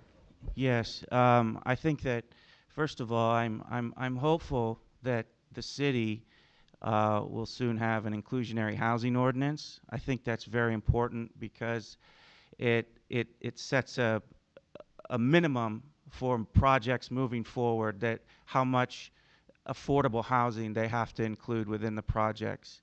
So I'm hopeful that that will come before the council soon, and that it will pass, and that it will be well crafted. So I encourage that. Also, I think it's important that we speak with our school districts. I think it's important that we speak with the community, and also try to, I think, unfortunately, affordable housing is stigmatized, which is unfortunate because over, you know, I was looking at some numbers before I came in here. Over almost so 59% of San Gabriel households live below the moderate income. Nearly 60% of our households are renters. San Gabriel's median income is less than the area, the county's median income, and yet we have a shortfall of 600 affordable housing units in our new housing element that we have to build. So how do you do that? You have to consider that carefully. You also have to consider how those people who are the majority of the city, what their needs are, and how you're going to accommodate them when you have to make some of these hard choices on the Planning Commission. So I'll just note that the number of units, trying to look at the number of units that have been essentially proposed out of the over 3,000 units that HCD has said that we need to build over the next 8 years. So far, proposed projects, there are 0 extremely low, 0 very low, and there are 56 low-income housing units. And of the above moderate income housing units, we have a RENA allocation of 1,296, and we've already proposed 1,188. So the focus seems to be on above moderate housing at the moment, and perhaps that focus needs to shift to the lower income individuals. And I'll just say it can be done in a manner that does not, these units don't present an aura of low income. Just go to Pasadena. They have they have an inclusionary housing ordinance. They have all kinds of affordable housing. You can't tell the difference from most of it between the luxury and the affordable units. I hope that answers your question. Okay, thank you. Thank you.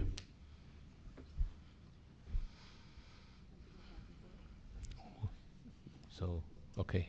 Okay. Councilmember Menchaca. Okay, thank you. Hello, Sean. Thank you for being here. Thank you for applying. I was looking at your application and under the section, why are you interested in this commission? I have to tell you, you wrote the most than anybody has written.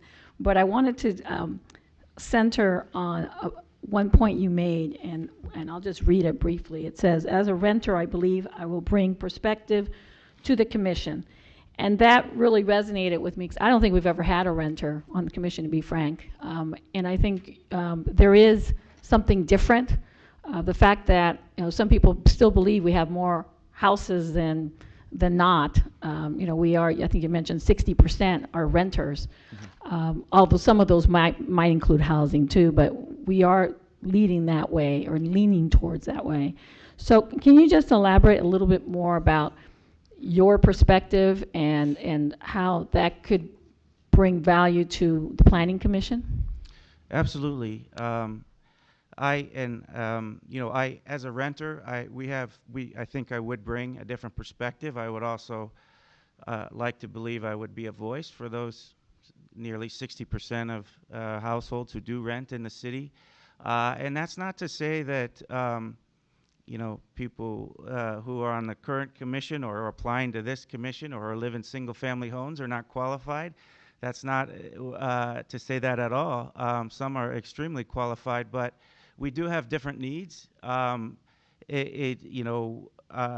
was listening to the presentation a couple of months ago by HCD here that they gave in front of the council, and they noted that renters are more economically vulnerable.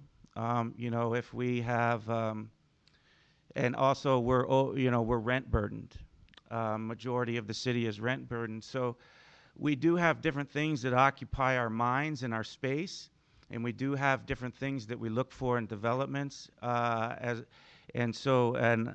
when I was looking at the map of the city for all of the applicants who had applied for this commission, I appear to be the only renter who has applied, and nearly all of them the other applicants are clustered up in the northwest section of the city, which tends to be the wealthier part of the city. I'm sure they're all very well qualified, but I absolutely think I have different life experiences than folks who live in that area than where I live. So in that regard, perhaps I would bring ideas and bring things up regarding developments that some of the other commissioners may not necessarily consider off the top of their head. Thank you. Thank you. The Vice Mayor Harrington. Thank you, Mayor. Sean, thank you for coming. We really appreciate people, step up and volunteer and engage with the community. So thank you. Thank you. So I want to know, if you could go through the community in the past, let's say 3-4 years, can you point to like a development you thought was a well-planned, good development, in contrast with something you say maybe wasn't as well planned, or you maybe not opposed it but thought it could have been better? Yeah, well, I can think of the large development that is going in where the nursery was. I don't think it looks bad, and we need the housing, but I don't believe there's any affordable housing there. I think that was a lost opportunity, quite frankly, to provide some affordable housing. And I think the project is big enough that the developer and the landowner would still be allowed to make a considerable profit if they allocated a percentage of those units as affordable. And not only would they have been affordable, but also that project, I believe, is proposing to have a grocery store below, and it's also near, I think, public transit. So for all of those reasons, I think that that would have been a prime location to offer affordable units. And I think on the Planning Commission, I would have encouraged the applicant to consider that moving forward, essentially, since they were seeking entitlements and it wasn't a by right development. I think a project that was done very well.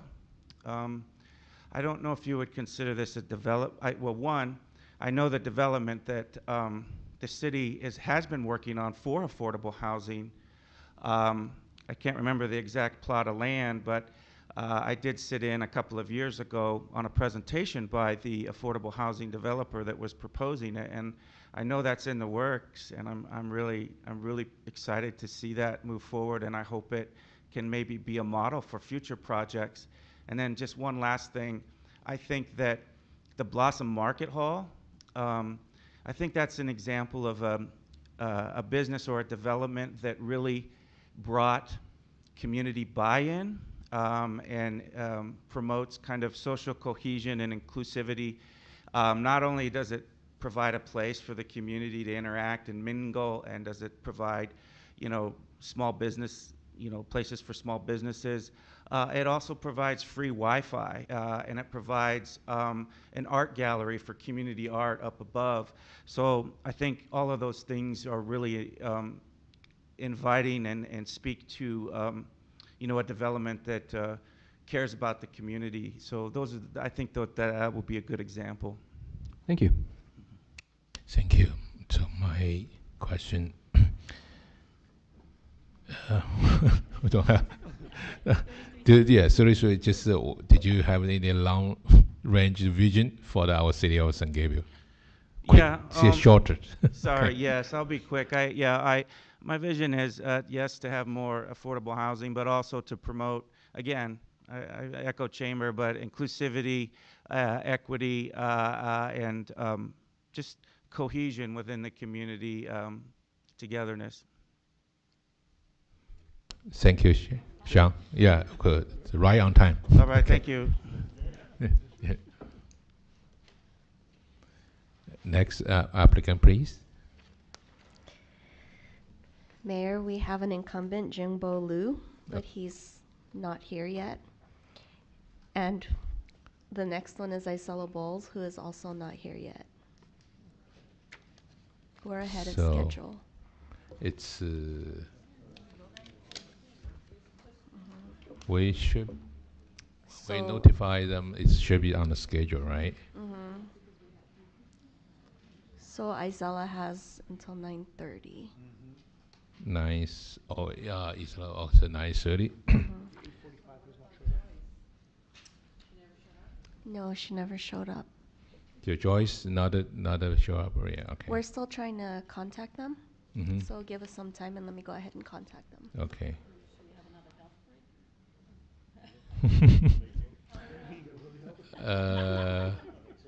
So maybe stretch.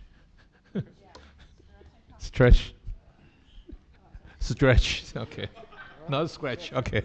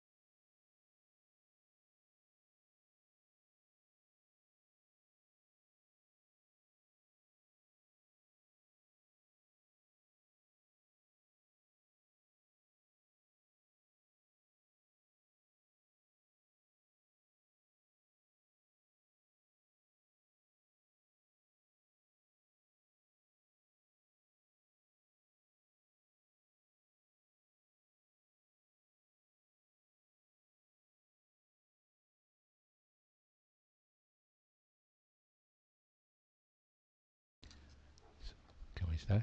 Okay. Mr. Boris, thank you coming to apply the planning commissioner. So we appreciate having new perspective. So let's begin.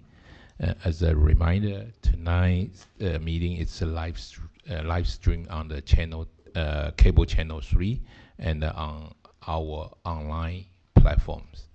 So, which one council member started first? Well, thank you for having me. So, okay, council member, but okay. Oh no, Vice Mayor Harrington. Thank you, Mayor. Yeah. Thanks for coming, Isel. We really appreciate when people step up and volunteer. We appreciate you applying tonight. Thank you. So I know you've been involved quite a bit in the past in development. So could you let us kind of give us like what your perspective is on San Gabriel, kind of like where you think planning can take us, and kind of your history of maybe a project or two that you thought were good projects, and maybe a project or two you thought maybe not so good projects that planning or the city could have done a better job. Well, thank you for that introduction. And yes, I have been very involved in the city of San Gabriel with many projects. I can tell you that I was involved with the ACE Corridor, and that was a huge project with, this was a federal project. And so it impacted a lot of the businesses, a lot of the residents. And I was able to have a very cohesive meeting with gathering all the businesses that were being so impacted. I was able to bring in also the residential people that were being impacted by all of this. So I brought the city, I brought the ACE Corridor, I brought the businesses, and I brought the residents. And it was a very successful, very cohesive meetings, because we were able to find solutions to all the things that we were exposed to. So that's one of the very huge ones. The project took almost 2 years. So it was a very complex, very intrusive, and it was a very long project. So right along the way from the very beginning, I engaged the ACE Corridor suits. We were in constant contact. They knew me by first name basis, and I was very successful. I can think of so many. There's another one, for example, when we were coming up with La Laguna. That was another project that I supported with all my heart, with all my background with history. I do, for those of you that do not know me, I do run a business for more than 30 years where I restore vintage vehicles. So I have a passion for history, and so that's where I come from. I come from a cohesiveness that is possible to have development, and a lot of the history that we have, we can preserve, we can accommodate, and we can enhance development. Thank you. Thank you. Councilmember Menchaca. Menchaca, yes. Hello. So what do you see as the greatest planning challenge in our city? I think in my humble opinion, being exposed and in very close contact with residents, businesses, I think the biggest challenge is that we have not really had a long-term vision where we have a cohesiveness of history, new development, a better quality of life for everybody that lives in San Gabriel, for everybody that works in San Gabriel. I think that I can bring so much to the table. I can enhance that vision. I can bring so many ideas as I have in the past. I have been involved with many, many projects. I have advocated for a lot of businesses.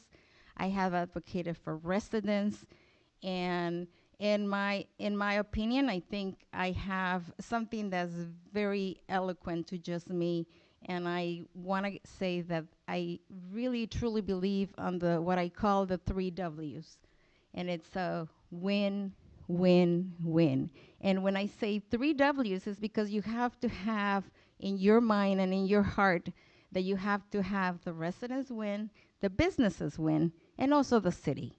So that's what I come with that vision, with that passion that I have. And I have worked with many of the city employees, with the staff. We have gathered meetings. Mark is very familiar with me. John, not so much with the other council people, but perhaps we will in the future. And I'm really looking forward to having the talks, having the meetings, and having that vision come to a fruition. Okay, thank you. The council member Rivera. If a developer comes to you and presents a low-quality plan that you think needs more work or is not compatible with the location, but technically meets the code, what would you do? That's a very good question, and congratulations, by the way. Thank you. Ms. Rivera. What I would do is I would bring them to the table. I would bring the architect, the engineer, whoever's involved, and I would try to really encourage the vision. Not necessarily my vision, but the vision of the city. I would bring them to the table. I have a reputation of having done that before. I would bring them to the table and say, let's sit down, let's talk about this, and encourage what perhaps could be a better project, but what could be a better sustainable vision to everybody else involved. That's the way I would approach it. So what do you do when you disagree with a colleague on a direction of a project? What would be your way of resolving that situation? I think I have a lot to bring to that.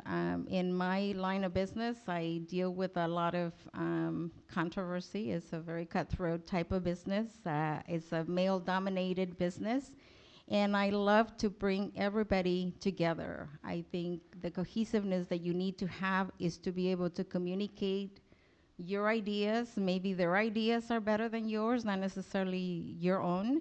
But let's talk about it. Let's sit down and have the talk. I think that when you see what's in somebody else's mind, it's a very valuable tool to say, okay, show me, guide me through what's going through your mind, because maybe I'm not seeing that vision, but maybe I can learn something from them. So that's what I would do. That's the way I would approach anything that would be so controversial. Thank you. Sure. Councilmember Wu. Hi, good evening. I'm John. My question is, besides the residential, since you are also a business owner, and let's talk about a commercial, or we say the regional business. How do you think so far? Is the city, what city can do better for the current directions for making the Valley Boulevard and Las Tunas that will become more prosperous? How do you comment the current directions of the city's development? Well, again, congratulations, Councilman Wu.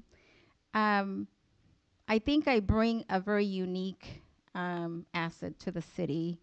I own commercial building, I own residential, and I come with a vast experience with engaging my government, engaging any agency and entity that you can imagine, not just through my business, but through the advocacy that I have made it a point to do.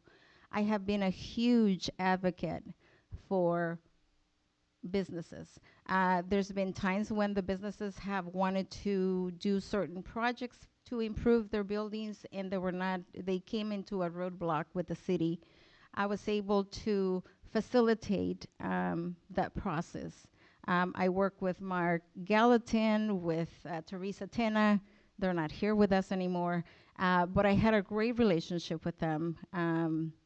And Armane is another person that I had a very good relationship, and we would sit down and talk things over, see how we can assist these businesses that were at such a loss because they didn't know what to do, they didn't know how to do it. And I'm just fortunate enough that I've been so involved for the last over 32 years, engaging my government here in the city of San Gabriel and other cities as well, but particularly here in the city. And I bring that to the table. I think I would be a great asset as I would be an advocate for, again, my 3 Ws. Thank you. Thank you. Thank you. Okay. What do you see the long range, the plan, vision for the city of San Gabriel, especially just talking about our mission district? Well, I can tell you I have a dream, and maybe in my lifetime I'll get to see it. My dream is, again, to bring a very cohesive, historical city that everybody talks about, that everybody wants to come and visit and play and do all kinds of things. I have a vision. I do have a vision, and I hopefully I can put all the knowledge and all the experience that I have, and I bring it to start the process. The process of the dream that I have is going to take quite a bit of years, but I think it can be done if you have the good leadership. And so I'm hoping that you see that in me. Thank you. Okay, more questions? It's 4 minutes. Oh, okay. Okay. So another thing that I think we've seen over the years is we'll have a big planning meetings or big projects, and 5 or 6 people show up. And so I wanted to know, how do you think the city could do a better job of engaging the community, not just the community around the development, but the broader community, like that's actually going to be impacted, but they may not know it?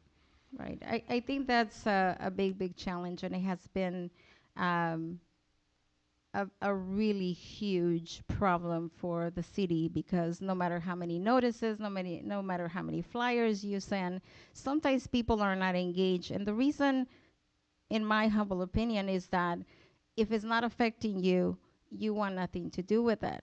Unfortunately, they do not see the big picture, and that's where I think I can come in. I want to be the person that engages people, just like I have engaged my government, just like I have engaged businesses, residents. I don't discriminate. I think everybody needs to have a voice, and if you want a voice, I'm here with my experience, with my advocacy, and I think I can do that. I've been a huge advocate at the Department of Insurance agency with a lot of my clients, and I've been very successful just because I am able to engage and I know how to engage, and people look for my knowledge and my experience to help them go through the ropes and assist them with what needs to be done. So I'm very glad that I've been able to help so many people. Thank you. Thank you. All right. So, yeah, that's Okay. it. Okay. Thank you for having me. Okay. And congratulations to the 2 of you. Okay, thank you. Marilyn, has either of our other applicants arrived?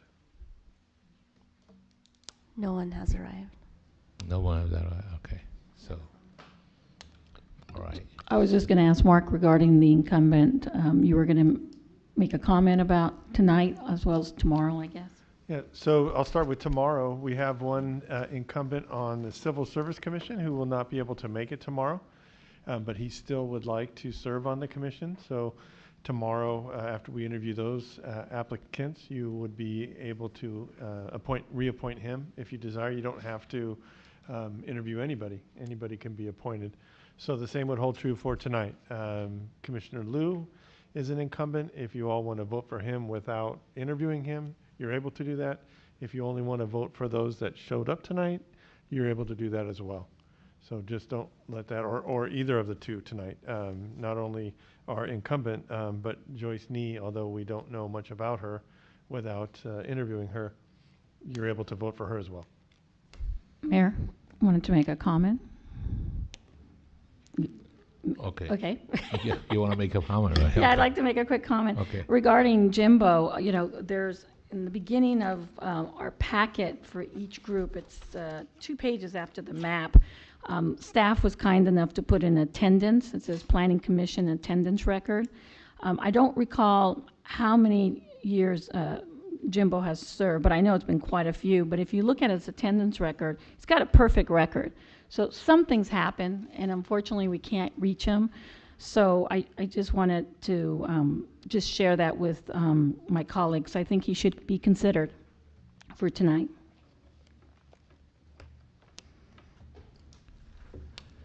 So conclusion, even not the interview, we still can appoint it, right, incumbent, or even Joyce need to, right? Yeah, okay. Yeah. So that's fair. Well, it's not really fair is it because we don't know. It's not fair, right? Yeah, because you have 2 council members that don't know. The Okay. incumbent. Yeah, Mayor. So, yeah, you want to make a comment? May I? Huh? Yeah, I just want to make sure. I mean, again, without applicant's presence, we still can vote for him as long as he's on ballots. So there is no such restriction saying he has to be present? No. Okay. And we could theoretically appoint anybody we want, even if we never interviewed them and they never applied, theoretically. But what if they didn't show because they saying don't this- want part of it anymore and we vote for them? Okay, so that is not limited to incumbent. Right. Got it. Thank you. We do have an application for all of them, including the incumbent. So we have one for Joyce as well as Jimbo. But no, So- yeah, I know that. But if Joyce didn't show up, maybe she just doesn't want it anymore. I mean, why are we going to vote for her? We don't know. So Yeah, we don't know what's exactly, happening. but- So as far as it being fair, Yeah, not these really. 2 persons, it's a little bit different. Is it one incumbent, or it's another incumbent, probably? Even yeah, the incumbent, John and I don't know the incumbent. Yeah. I don't think you know the incumbent. Have you ever met Jimbo? I meet him before. Yeah, when I as a community service commissioner, I have the gathering together. So I know the Jimbo. Yeah. This is hard. I don't want to prolong the discussion or stick my nose in the middle of it, but, and I'm not suggesting you do this, I just want to give council all the options. You could continue tonight's meeting till tomorrow. We could get a hold of Mr. Liu, and he could show up tomorrow for, or Ms. Nee as well, could show up tomorrow for an interview, and we could take the vote of the planning commissioners first thing tomorrow before we start the rest of our meeting. So. I know, but.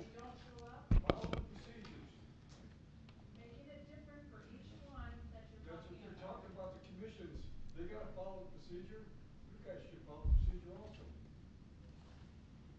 Made the rules, follow them. Yeah. Martin, did you have any? Thank yeah. you. Mayor and council members, you have the discretion, the option, without violating any rules or laws, to follow any of the paths that have been suggested either by the council or by the city manager. And that's not a violation of any rules or a violation of the law.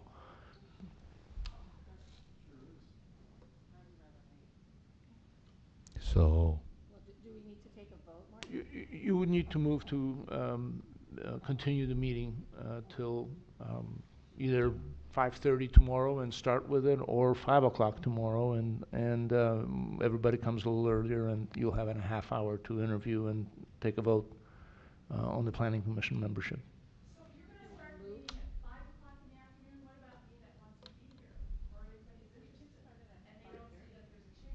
How about the other people didn't show up? You're gonna let them come tomorrow too?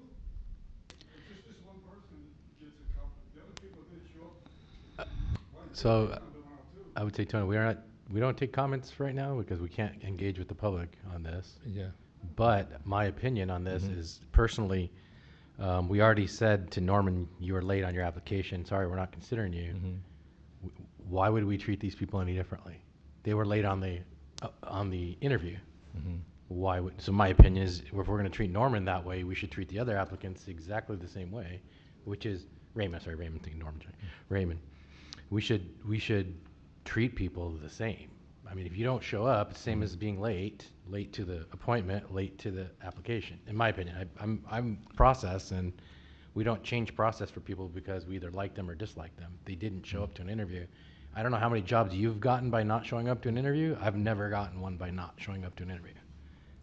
Yeah, Regardless whether it's an emergency or whatever the reason was.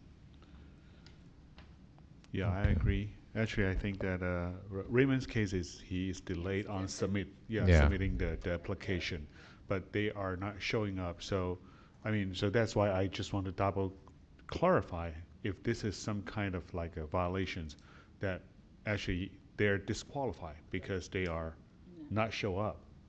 But I mean, if they are not showing up, do we still put them on the ballots? Do we still vote for them? I mean, we can. Well, we can do the vote because at the beginning of the meeting today, that we do have the conversation about we are going to make decisions every interview. So that means we have done twice, and which is the planning and design. But now, oh no, not planning. The planning is the only one that we have not done. Yeah, historical. So shall we just follow what we have done earlier? Ms. Kilgore, I'm sorry, we can't take comments. Mr. Sanchez, we can't take any comments from the public.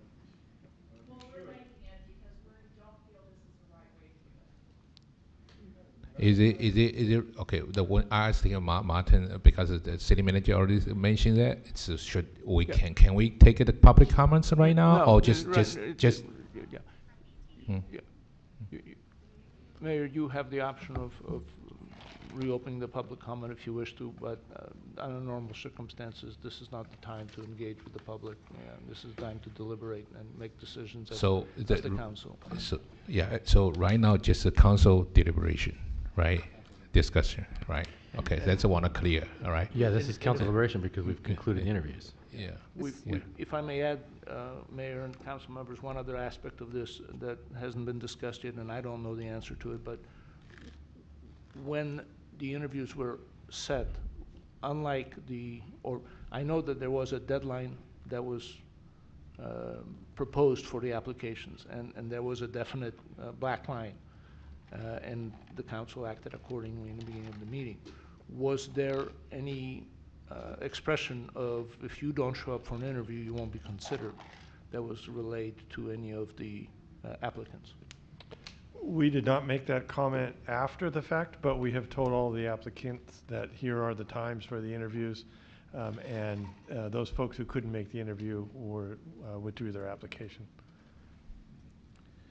So, my thing is, if you guys are going to keep Jimbo, the incumbent, as someone that we can actually vote for, even though he's not here, or even Joyce, how is that fair? Because you guys know them, but we don't. Yeah, I understand it, but okay, we just want to so either we remove them? Yeah, clarify. Yeah, so that's what I want to also just make a decision with out of our 5 council members to first of all to asking if I just brought it to say that okay, if the person it's really not submit the application, can council member to appoint him or her? Can we do that? Legally, can we do that? Legally, yes. You could appoint anybody you'd like. Okay. That's the answer. Yeah, legally, even the people don't show up, So that's I want to clarify, right? Because everything want to clarify. I want to really fair for everybody. Okay. Yeah. Yeah. So. Okay, no public comment. So let's. This is council deliberation. So. So, my position, I'll restate it, and I'll be as clear as I can. We can appoint anybody, whether they applied or not. Yeah. That's the law. We don't even have to have interviews. We're doing this for transparency. Yeah. I don't think it's transparent to 2 of our council members because they've never met the applicant. Yeah. Either one, the incumbent or the non-incumbent. But I do believe in fairness that you don't get job interviews that you don't show up for, regardless. That's my opinion. You can agree or disagree. I have never gotten a job where I've had an appointment and missed it. I've had times where I've not been able to make an appointment and rescheduled. That's a different thing. But to have no communication, that says something. Even I don't care if you've served 10 years. They had an appointment tonight with no communication whatsoever. And I'm not saying that I'm heartless, but at the same time, I follow procedures and people know that about me. I follow procedures and policies, and we've already done it once on the very first one. We said, oh, day late, dollar short. 10 minutes late, if they should walk through the door right now, I don't think we should interview them, honestly, because it's way past their time. So my point is, we can decide now, are we going to hold over, which I don't think is fair to the people that showed up tonight, or if you feel comfortable voting for someone that's didn't show up, that's fine, and you can, and someone else could without knowing them, but that's a personal vote. It's not a policy. So I think I'm good with proceeding with voting. Okay. I'm good too. Okay, I just want to, because it's a little bit controversy, I want to clarify all the basic concept, right? Even if they don't show up, we can point to them, or like some. Yeah. Okay. Sir, this really isn't the time right now.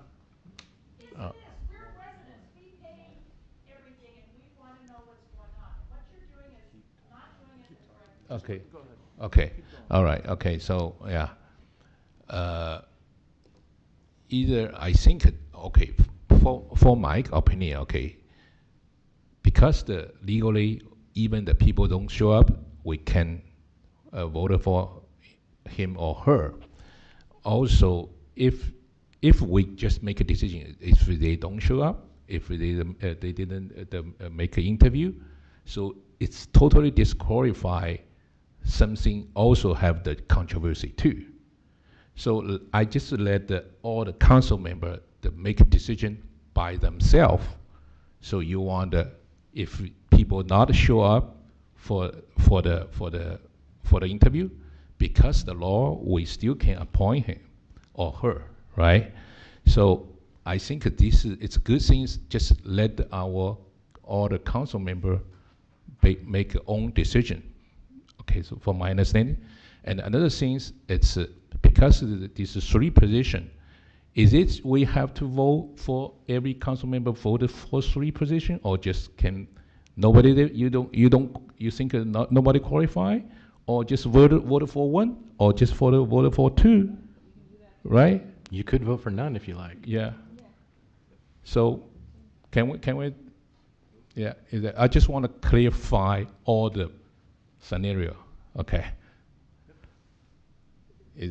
Can we move on? So in that case, what happens though if we don't fill all 3? That's meaning it's okay. You just would have fill an the empty one. spot. We would have to do this again in the future. Like how far in the future? Yeah. Well, you don't want to go too long without commissioners. Okay. Yeah. So But you can say, okay, you only think as a one person or nothing.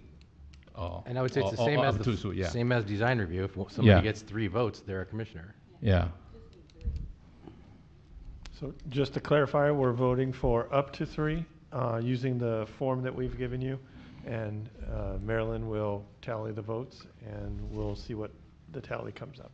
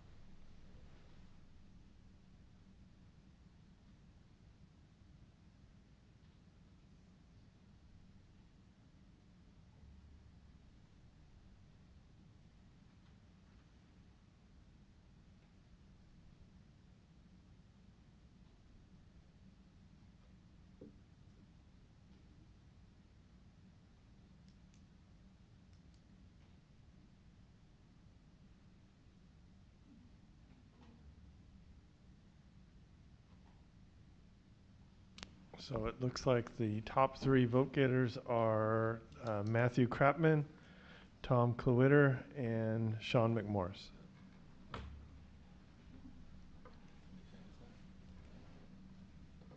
Absolutely.